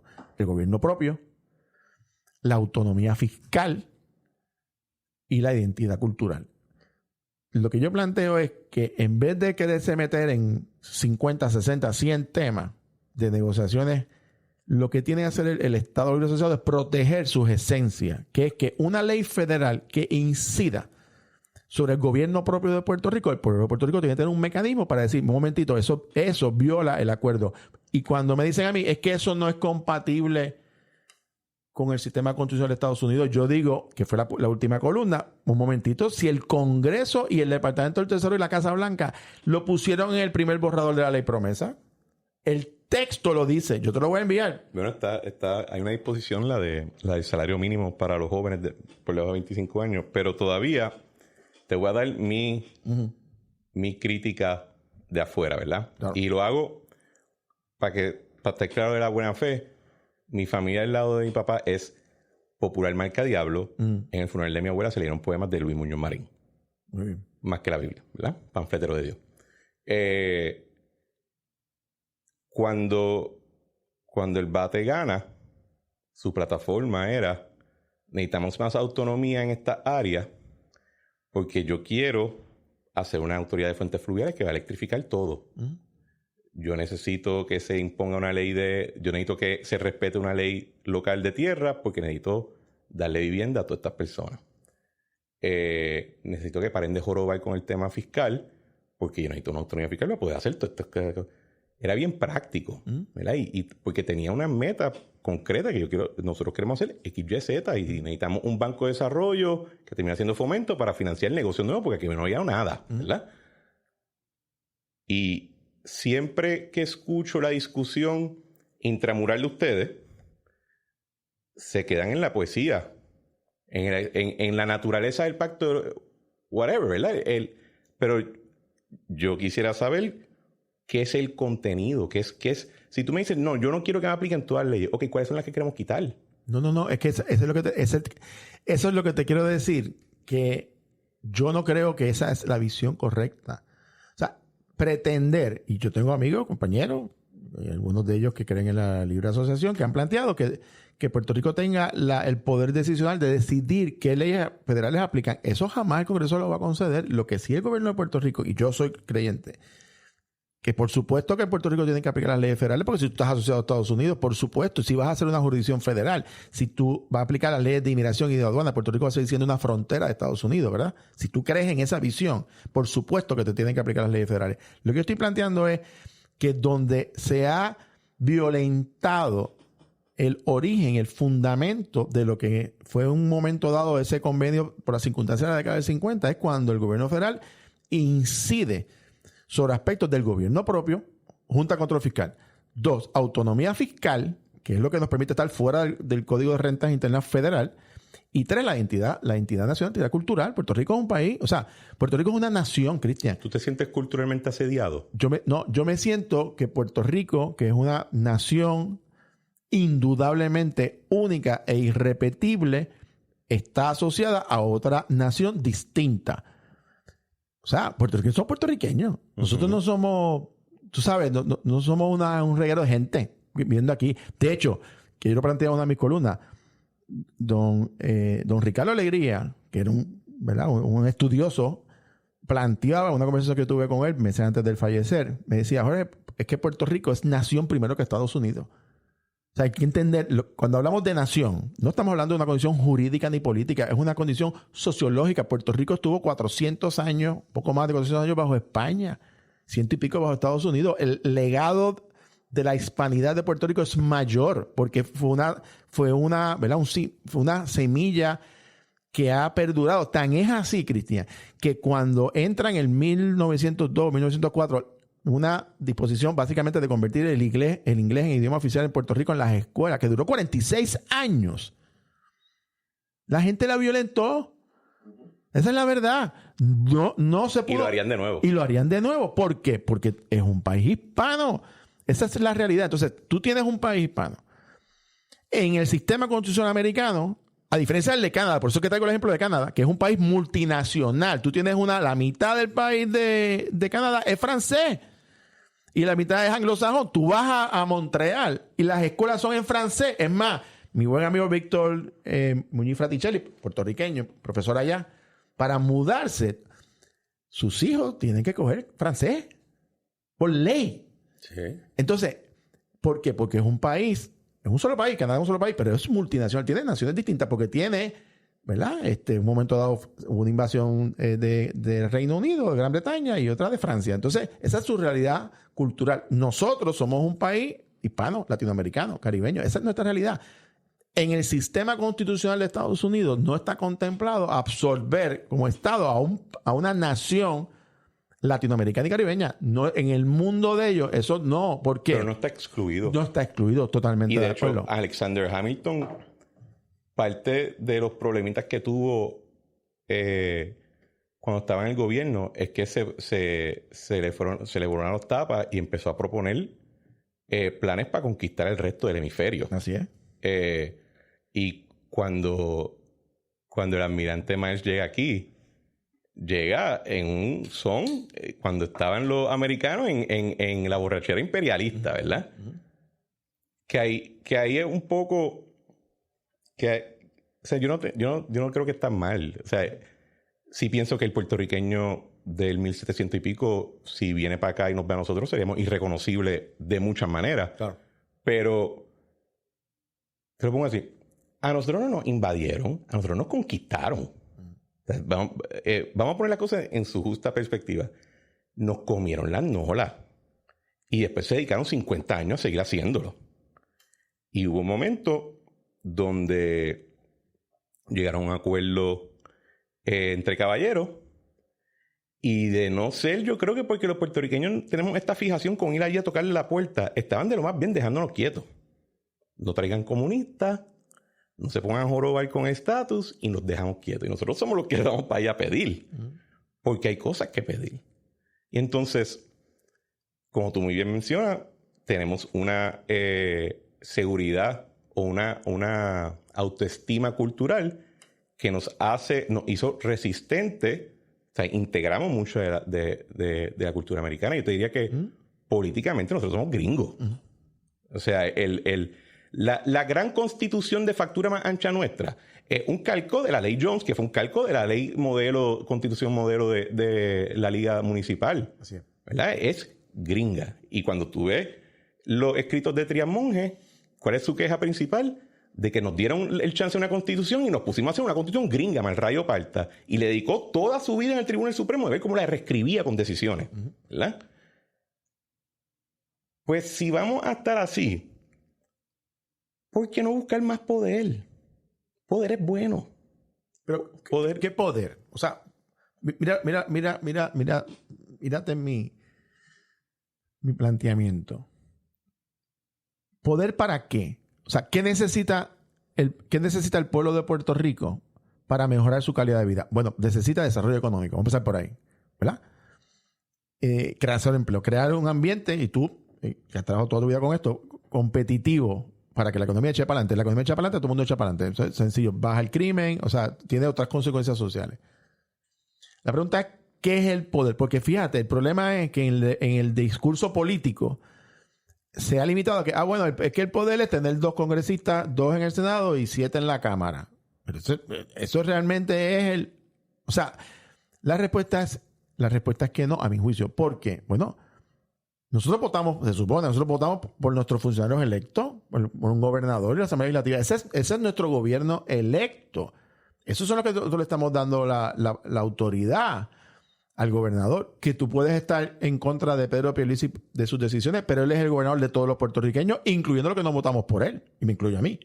¿Por qué? Porque ese es nuestro sistema de democracia. Entonces, realmente, cuando nosotros hacemos los planteamientos a los electores, si tú te fijas, es interesante porque los estadistas nos venden una estadidad parecida a Lela, una estadidad jíbara, con idioma, esto no está en juego, la identidad, y los independentistas, la isla independencia, con fondos federales, ciudad americana, pero tú sabes, espérate un momento, o sea, Lela es tan malo que resulta que los dos polos buscan el discurso centrista. Eso es políticamente para tratar de mover su frontera política. Por eso yo te rechazo ese argumento. En el Partido Popular, por eso hay un sector mucho más conservador. Hay gente que cree en él era con voto presidencial. Eso es verdad. ¿Verdad que sí? Pues, es más, lo han planteado. Hay uno que acaba de llevar una carta ayer. Muñoz no lo estudió en un momento, algo así. Sí, y te digo más. Hay quien plantea, una carta reciente y una columna reciente de mi amigo Juan Albors, que plantea que él cree que el ELA debe ser territorio incorporado. Bueno, pues la pregunta es, eso va a constituciones federales, tú sabes. ¿Tú sabes? Así que ahí, en esa frontera política... Pero te voy a decir cuál es el poder. O sea, tú hablaste ahorita del impacto que tiene tener una legislatura mixta, ¿verdad? Que no tiene una mayoría absoluta y que hay que negociar y todo el mundo... Y todo el mundo trae su lista de cosas que quiere y pues no todo el mundo se lleva el 100%, pero se lleva algo. Pues el valor de 2 senadores y de 5 congresistas es que vamos a poder chantajear a otro estado. Ese es el juego. Estás metido en la estructura de chantaje organizado conocido como la rama legislativa de los Estados Unidos. Tiene un valor. Además de eso, obviamente, pues ahí está el elemento de los fondos federales que lo reconozco. No me encanta subrayarlo porque en mi visión, si Puerto Rico es próspero, pues coge menos fondos. Porque no hay pobreza. En la área de salud es diferente, ¿verdad? Pero en un Puerto Rico estado exitoso, pues mitad de la población está en Medicaid. Porque todo el mundo tiene su plan privado, tiene su Medicare. Creo que, y quizás es porque no nos atrevemos en el lado estadista a decir, pues, es que el poder es chantajear a otro lado de la misma manera que ellos se chantajean entre ellos todo el día. Y se pasan todo el día chantajeándose. Nosotros lo hacemos aquí local. Por eso yo siempre hago el cuento de que mi ídolo legislativo en Puerto Rico es Nalmito. Porque cuando Alejandro quería su viva, él dijo, yo quiero poste. Así fue. Y el tipo apalancó el universo entero por sus postes y Dios lo bendiga porque ese es su trabajo. Claro. Entonces, reconocemos esos ejemplos aquí y allá. Bueno, tenemos allá a Manchin. Ha apalancado todo el Senado para hacer lo que él quiera. Así es. Obviamente, 5 de 400, pues, si tú lo ves solamente en esa proporción, pues, es verdad, es poco. Pero es que de momento tú estás en un organigrama ya que no es siempre 400 contra 5. Claro. Y esa es la parte que, te lo pongo de esta manera. Si a mí me dicen, te hacemos Estado, a Puerto Rico puede ser Estado, pero tiene que incluirse en Constitución que solamente va a hablar inglés, yo digo, está bien, lo vamos a poner allí. Pero quiero que sepas que el día después lo voy a romper. Porque quiero la herramienta, más allá o sea, la afirmación cultural, yo vivo con ella. Claro. Yo sé que hay gente que le gusta el equipo olímpico, para mí no es importante, para otra gente sí, pero... y ese tipo de discusión de lo que es poder, el Partido Popular de Muñoz, de esa época, esa era la discusión. estaban cómodos con pedir autoridad. Y el gran logro del Partido Popular en esa época fue que unificó el Ejecutivo, se dejaron de todas las boberías de estar haciendo comisiones para cualquier bobería y se gobernó duro. Y todos nosotros vivimos con los dividendos. Pues nos toca todavía un caminito más para llegar con ese poder duro. Esa es la aspiración para mí. No es tanto... O sea, esa cuestión porque de la misma manera que el puertorriqueño de hace 300 años, yo soy irreconocible para él, yo seré irreconocible para el puertorriqueño en los próximos 300, presumiendo que queden. Claro. Pero yo entiendo el argumento y obviamente la otra parte de la pregunta es, bueno, los costos que conlleva, ¿verdad? La estabilidad en términos contributivos, en términos de impacto real de nuestra idiosincrasia. O sea, tiene otros elementos, ¿verdad? Que son... Vamos a tener que pagar el property tax, que hoy en día no pagamos. Ahora, yo te digo, yo no tengo problema si el país quiere ser un país independiente o si Puerto Rico quiere ser un estado. Que no te saquen de la discusión. No es que no me saquen de la discusión, es que tienes que ganar de buena lid. Uh-huh. Tú tienes que ganar con los votos, como Dios manda. No es sacando gente. Y aquí hay gente que creemos en que la autonomía política es, a mi juicio, la solución pragmática a una realidad que Puerto Rico es una nación distinta a Estados Unidos que quiere estar asociado a Estados Unidos. Es sencillo. No hay que darle mucha vuelta. Entonces, es una salida pragmática. Es una salida práctica para un problema real que tú tienes. Con menos riesgo. Bueno, vamos a ponerlo de esta manera. Para ti es menos riesgo. Es que, las decisiones tienen consecuencias. Uh-huh. El gobierno de Estados Unidos le dio la ciudadanía americana por nacimiento a los puertorriqueños en el 17, que era el último año de la Primera Guerra Mundial, con un propósito estrictamente militar. Vamos a lo ver, esa es la pura realidad. ¿Eso tuvo consecuencias? Bueno, tú le diste la ciudadanía americana por nacimiento. Pues esa es la realidad. Entonces, tiene consecuencias. Puerto Rico representa en Estados Unidos uno de los mercados, y tú lo conoces mejor que yo, en Wall Street, de los más lucrativos por décadas. Impacta ahora mismo la comunidad puertorriqueña, probablemente en este año 2022, yo acabo de llegar de Florida, probablemente decide la mayoría parlamentaria en el Congreso. O sea, la diferencia ahora mismo entre republicanos y demócratas en las encuestas están a 3 y 4 votos. ¿Cómo fue que Florida decide la mayoría? Sí, porque la Cámara básicamente, en términos de las encuestas, cómo se proyecta, uh-huh. Ahora mismo están los republicanos en las proyecciones como 5 o 6 escaños, pero y muchos de ellos son de Florida, donde hay gran cantidad de puertorriqueños.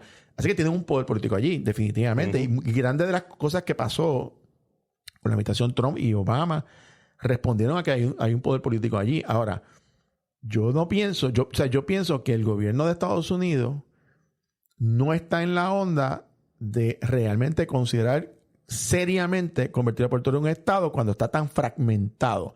Yo te digo más, después del huracán, no sé si tú recuerdas, y lo tienes que recordar porque el gobernador Ricardo Rosselló convocó a todos los sectores, que era aquel proyecto de Unidos por Puerto Rico, que viajaron gente de diferentes partidos. Frente Común. Y el gobernador García Padilla fue, y yo fui con él. Sí. Y fuimos a reuniones. Y yo recuerdo una reunión cuando termina una reunión con él era en aquel momento uno de los jefes de legislación del Partido Republicano. Y dijo, ¿quién de ustedes? Yo estaba con Héctor Ferrer, que en paz descanse. ¿Quién de ustedes es que es el presidente del Partido Popular? Y bueno, aquí el licenciado Héctor Ferrer. Y él dice, miren, esta cosa, nosotros vamos a ir a la cosa económica, recuperación. Ahora le voy a decir de verdad con mayor franqueza. El tema del estatus, mientras ustedes no se enderecen las finanzas, esto aquí no tiene eco. O sea, ni lo intenten. Y el tipo nos dice así, si usted quiere ser Estado, tiene 50 para escoger. Múdase. Así. Si usted quiere ser el Estado de la ciudad, pues quédense en Puerto Rico. Y si usted quiere ser una república, múdese para Caracas o para La Habana. Así no la transporte, tipo. Tranquilito allí. A mí me dijeron cosas similares y mi reacción típicamente era decirle, tú eres un bicho. Tuve una gran pelea con Bishop sobre el tema. Nosotros nos quedamos, tú sabes, pero el tipo así entonces nos dijo, no vengan para hablarnos de estatus, pongan su casa en orden.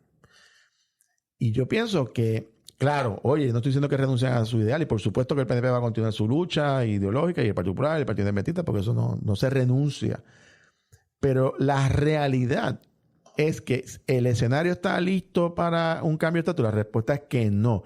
Y yo pienso que gran parte del liderato del PNP, que ha comenzado a drenarse porque su base política ha empezado a ver que las oportunidades o los escenarios que le pintaron no eran reales. Oye, Cristian, vamos a ver la tontería.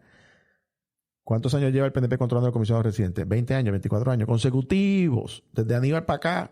No. Y antes de Aníbal. Aníbal fue el único. Bueno, por eso 92, 96, 2004, 2008, 2012, 2016, 2020. Todos esos. ¿Qué se movió hasta allá? Cero. Nada. El PNP controló Cámara, Senado, con 2/3 partes, Gobernación, Tribunal Supremo. Vamos a ver la tontería. Todas las ramas constitucionales. ¿Cuál es el año anterior? ¿Qué adelantaron? Nada. Entonces, entonces dice, eso está a la vuelta de la esquina. Embuste, no está a la vuelta de la esquina nada, porque no solamente porque no tienen los votos, que es la verdad, no les van a la estadidad ni con 50, ni con 52, ni con 55. Hawái y Alaska, para que los amigos se acuerden, y eso es historia, no le dieron la estadidad hasta que uno tuvo 84% y el otro 92%. Esa es la historia. ¿Por qué? Porque esto es un país que tuvo una guerra civil, que murieron 600,000 personas porque habían estados que se querían salir de la Unión. Costó vidas. Y en la historia de Estados Unidos... Y por el tema de la esclavitud. Por supuesto.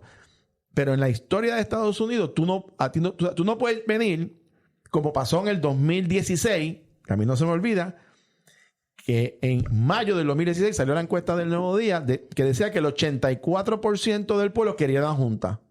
Sí. 2 años después, el 16% solamente quería la Junta. Y mira que me esforcé para bajarlo a 16%. Oye, y te puedo decir... Eso es verdad, esa te la tengo que adjudicar. Y te puedo decir... Pero mira cómo cambió la opinión. Pero te puedo decir lo siguiente. Obviamente, el mini discurso que acaba de dar, pues yo no me suscribo a él. Excepto en lo siguiente. Yo estoy de acuerdo que hay que poner la casa en orden. Pero hay que poner la casa en orden porque eso de por sí es una virtud. Claro. No es para llegar a más nada. Claro. O sea, a mí no me importa. La colonia te puede empobrecer, pero nadie te obliga a estar fuera de presupuesto, ¿verdad? Tener la casa en orden es una virtud de por sí.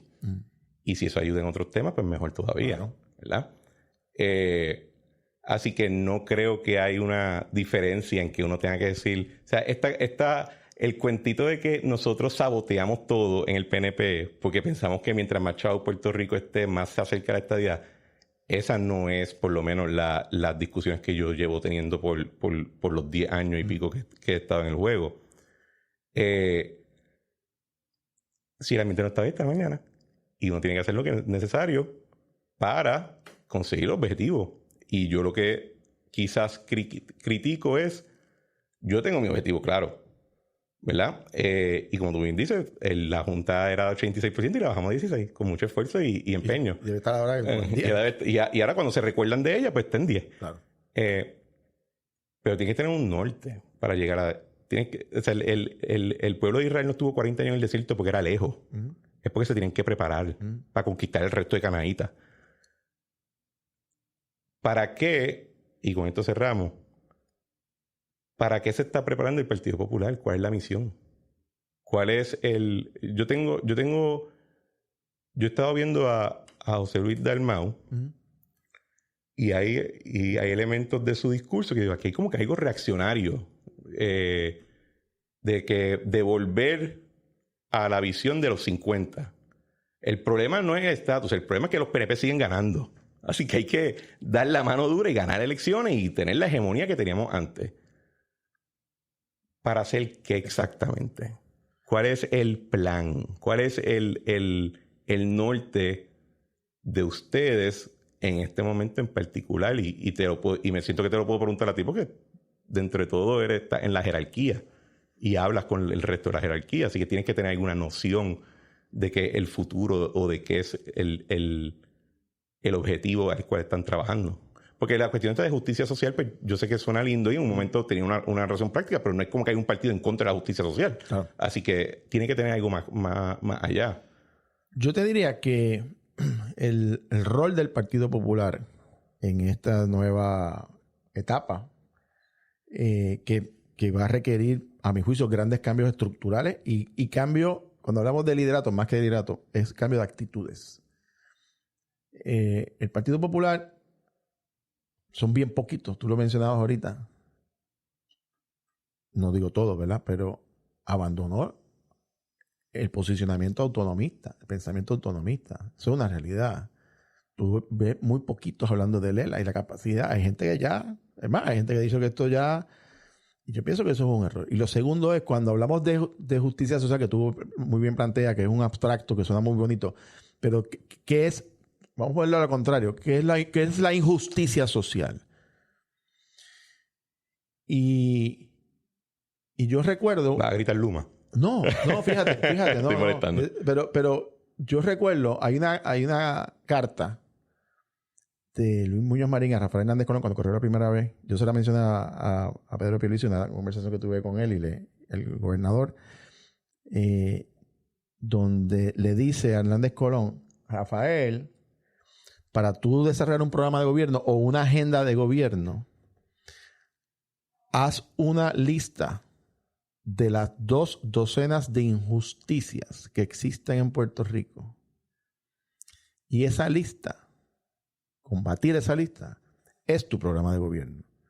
Interesante. Puerto Rico hoy es un país más justo que hace 40 o 50 años. Y repite eso, lo escribió Muñoz Marín le escribe a Hernández Colón ¿en qué año? En el 72, cuando va a correr para la gobernación. Es una carta, ¿no? Te la voy a enviar, muy bonita. Y él le dice, te voy a dar un solo consejo. ¿Cómo tú haces un programa de gobierno? Y lo que hablábamos ahorita de muchas cosas, él le dice, no, esto es más sencillo. Identifícate 2 docenas de injusticias. Combátelas. Y esas 2 docenas de injusticias es tu programa de gobierno. Combatirla es tu programa de gobierno. ¿Qué es lo que le está diciendo? Toda sociedad tiene problemas. Pobreza, inequidad social, violencia, carencia de... Cuando hablamos de pobreza, no solamente es que no tienes dinero, es carencia de servicios básicos, luz, agua, vivienda, salud. Eso es pobreza. Tú sabes, Puerto Rico tú tienes una... O sea, tú sabes que todavía estamos en el siglo XXI, en el año 2022, y tenemos la gran población de menores de edad, de niños viviendo en niveles de pobreza. Uh-huh. Es un proyecto nada más. Es un crimen. Es un crimen, exactamente. Y a veces nosotros, en nuestra inversión de tiempo, Cristian, nos vamos todos en debates de sandeces a veces, honestamente. Y en la inmediatez. Y lo peor es que lo sabemos y nos sentimos como mierda por hacerlo. Exactamente. Y entonces, en vez de dedicarnos a invertir nuestro tiempo en combatir esas injusticias que existen, que debe ser la agenda no solamente del Partido Popular, porque ahora te digo yo, eso es una agenda de todos los partidos. Y yo pienso que el Partido Popular tiene que hacer un alto y repensarse como institución, mirarse a un espejo y decir, caramba, ¿cuál es mi rol en esta sociedad? ¿Cuál es mi rol en el proceso político? ¿Qué es lo que yo vengo a hacer? Y esa conversación no se ha dado. Y yo pienso que va a ser fuerte y se va a tener que dar. Y yo creo que la transformación que va a ocurrir en el Partido Popular en ese camino de identificar esas injusticias y esa agenda real de ahora va a conllevar una renovación del liderato, sí, pero va a conllevar una renovación también de actitudes. El tema del candidato o aspirante o servidor público idóneo, y no estoy hablando aquí de un prototipo perfecto, porque no hay seres humanos perfectos, pero caramba, ¿sabes? Los mínimos necesitas sensibilidad, mano, tú sabes. O sea, tú necesitas y conocimiento de gobernar y mano, tú sabes, y hay, o sea, que tú tengas gente hoy, mientras tú y yo estamos aquí hablando, que llevan 6 horas, 7 horas en el centro médico esperando por un médico, que eso no es una agenda particular ni del PNP, es una agenda del país. O sea, ¿cómo demonios pasa eso en este país? ¿Cómo hay todavía un problema de pobreza extrema en Puerto Rico? ¿Cómo hay todavía 3.400 familias con todos los azules? ¿Cómo? O sea, caramba, esa es, a mi juicio, es una agenda de responsabilidad social, hermano. Si tú me preguntas a mí qué es lo que debe hacer el Partido Popular, honestamente, está chévere, hay que bregar con el Estado, hay que bregar con... Pero ¿cuál es el rol del Partido Popular? ¿Qué es lo que vamos a transformar? ¿Cómo lo vamos a transformar? Es un reto grande. Pero el norte, a mi juicio, y está en esa carta de Muñoz Marín, es combatir las injusticias, mano. Esto es una sociedad que tiene unos grandes adelantos y tiene unos grandes problemas de inequidad social marcada. Y eso es una responsabilidad de todos, no es de un partido. Por eso es que yo no veo, o sea, para que el país eche para adelante, yo no veo que es un partido sobre otro. Está chévere, aquí hay cambio de gobierno cada 4, cada 8 años y más o menos, tú sabes, y el país tiene el poder de cambiar y poner gente. Pero la agenda colectiva, la agenda de país, la agenda grande, trasciende el estatus, honestamente. Y yo pienso que y hablamos ahorita y con esto termino, ¿qué debe estar en la mente del elector y del que no es elector, pero también tiene que vivir con el gobierno que se elige? Es tratar de buscar los mejores hombres y mujeres que sencillamente tengan sensibilidad, mano. Que sea, que sienta y padezca lo que padece todo el mundo. Es sencillo. No, esto no es tan complicado, mano. Que tú te indignes porque ves niños con pobreza, porque te indignes, pero no solamente que te indignes y protestes, es que también tienes que aportar. Y tienes que resolver, tú sabes, y tienes que ayudar al gobierno. ¿Cómo es posible que en Puerto Rico muchos de los que les encanta criticar al gobierno se están robando el PUA? Bueno, lo bobería. Están robando el PUA, tú sabes. Y los fraudes de seguro. Y los fraudes de seguro. Tú sabes. Pues esto es una sociedad que necesita educarse. Por eso te decía, volvemos al punto de origen, hermano. Qué importante, cuál es el rol de las instituciones académicas, de la escuela, del Departamento de Educación. Eso es básico. Así que yo si tú me preguntas, ese rol del Partido Popular, ¿cómo se visualiza?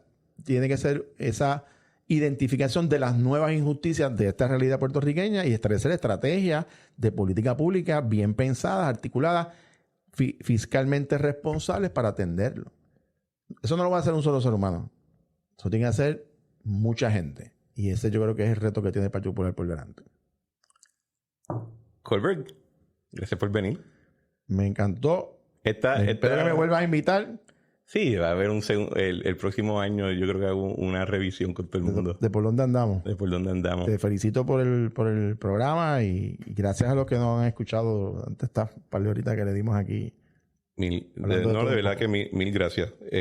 Tener una discusión como esta con alguien de tu trayectoria, de tu rango, es un gozo para mí y creo que mucha gente se lo va a poder disfrutar también. Antes de acabar, ¿cuáles son los programas que tú tienes ahora en términos? Tú estás en radio, televisión, Estoy en Mega TV, en Nación Z por las mañanas, los viernes, y en Nación Z que tiene Mega TV y Z93, 93.7 FM. Estoy de columnista en el periódico El Vocero y los martes a las 9 de la noche estoy en elvocero.com con Hugo Rodríguez y con mi amigo Kenneth McClinton. Estamos los tres. También, y próximamente estaremos haciendo unos anuncios de unos programas nuevos que vienen por ahí. Tremendo. Y te deseo suerte con la universidad nueva y en la tesis. Gracias. Creo que va a ser un palo. Cuando la publique te la traigo para hablarla. Seguro que sí.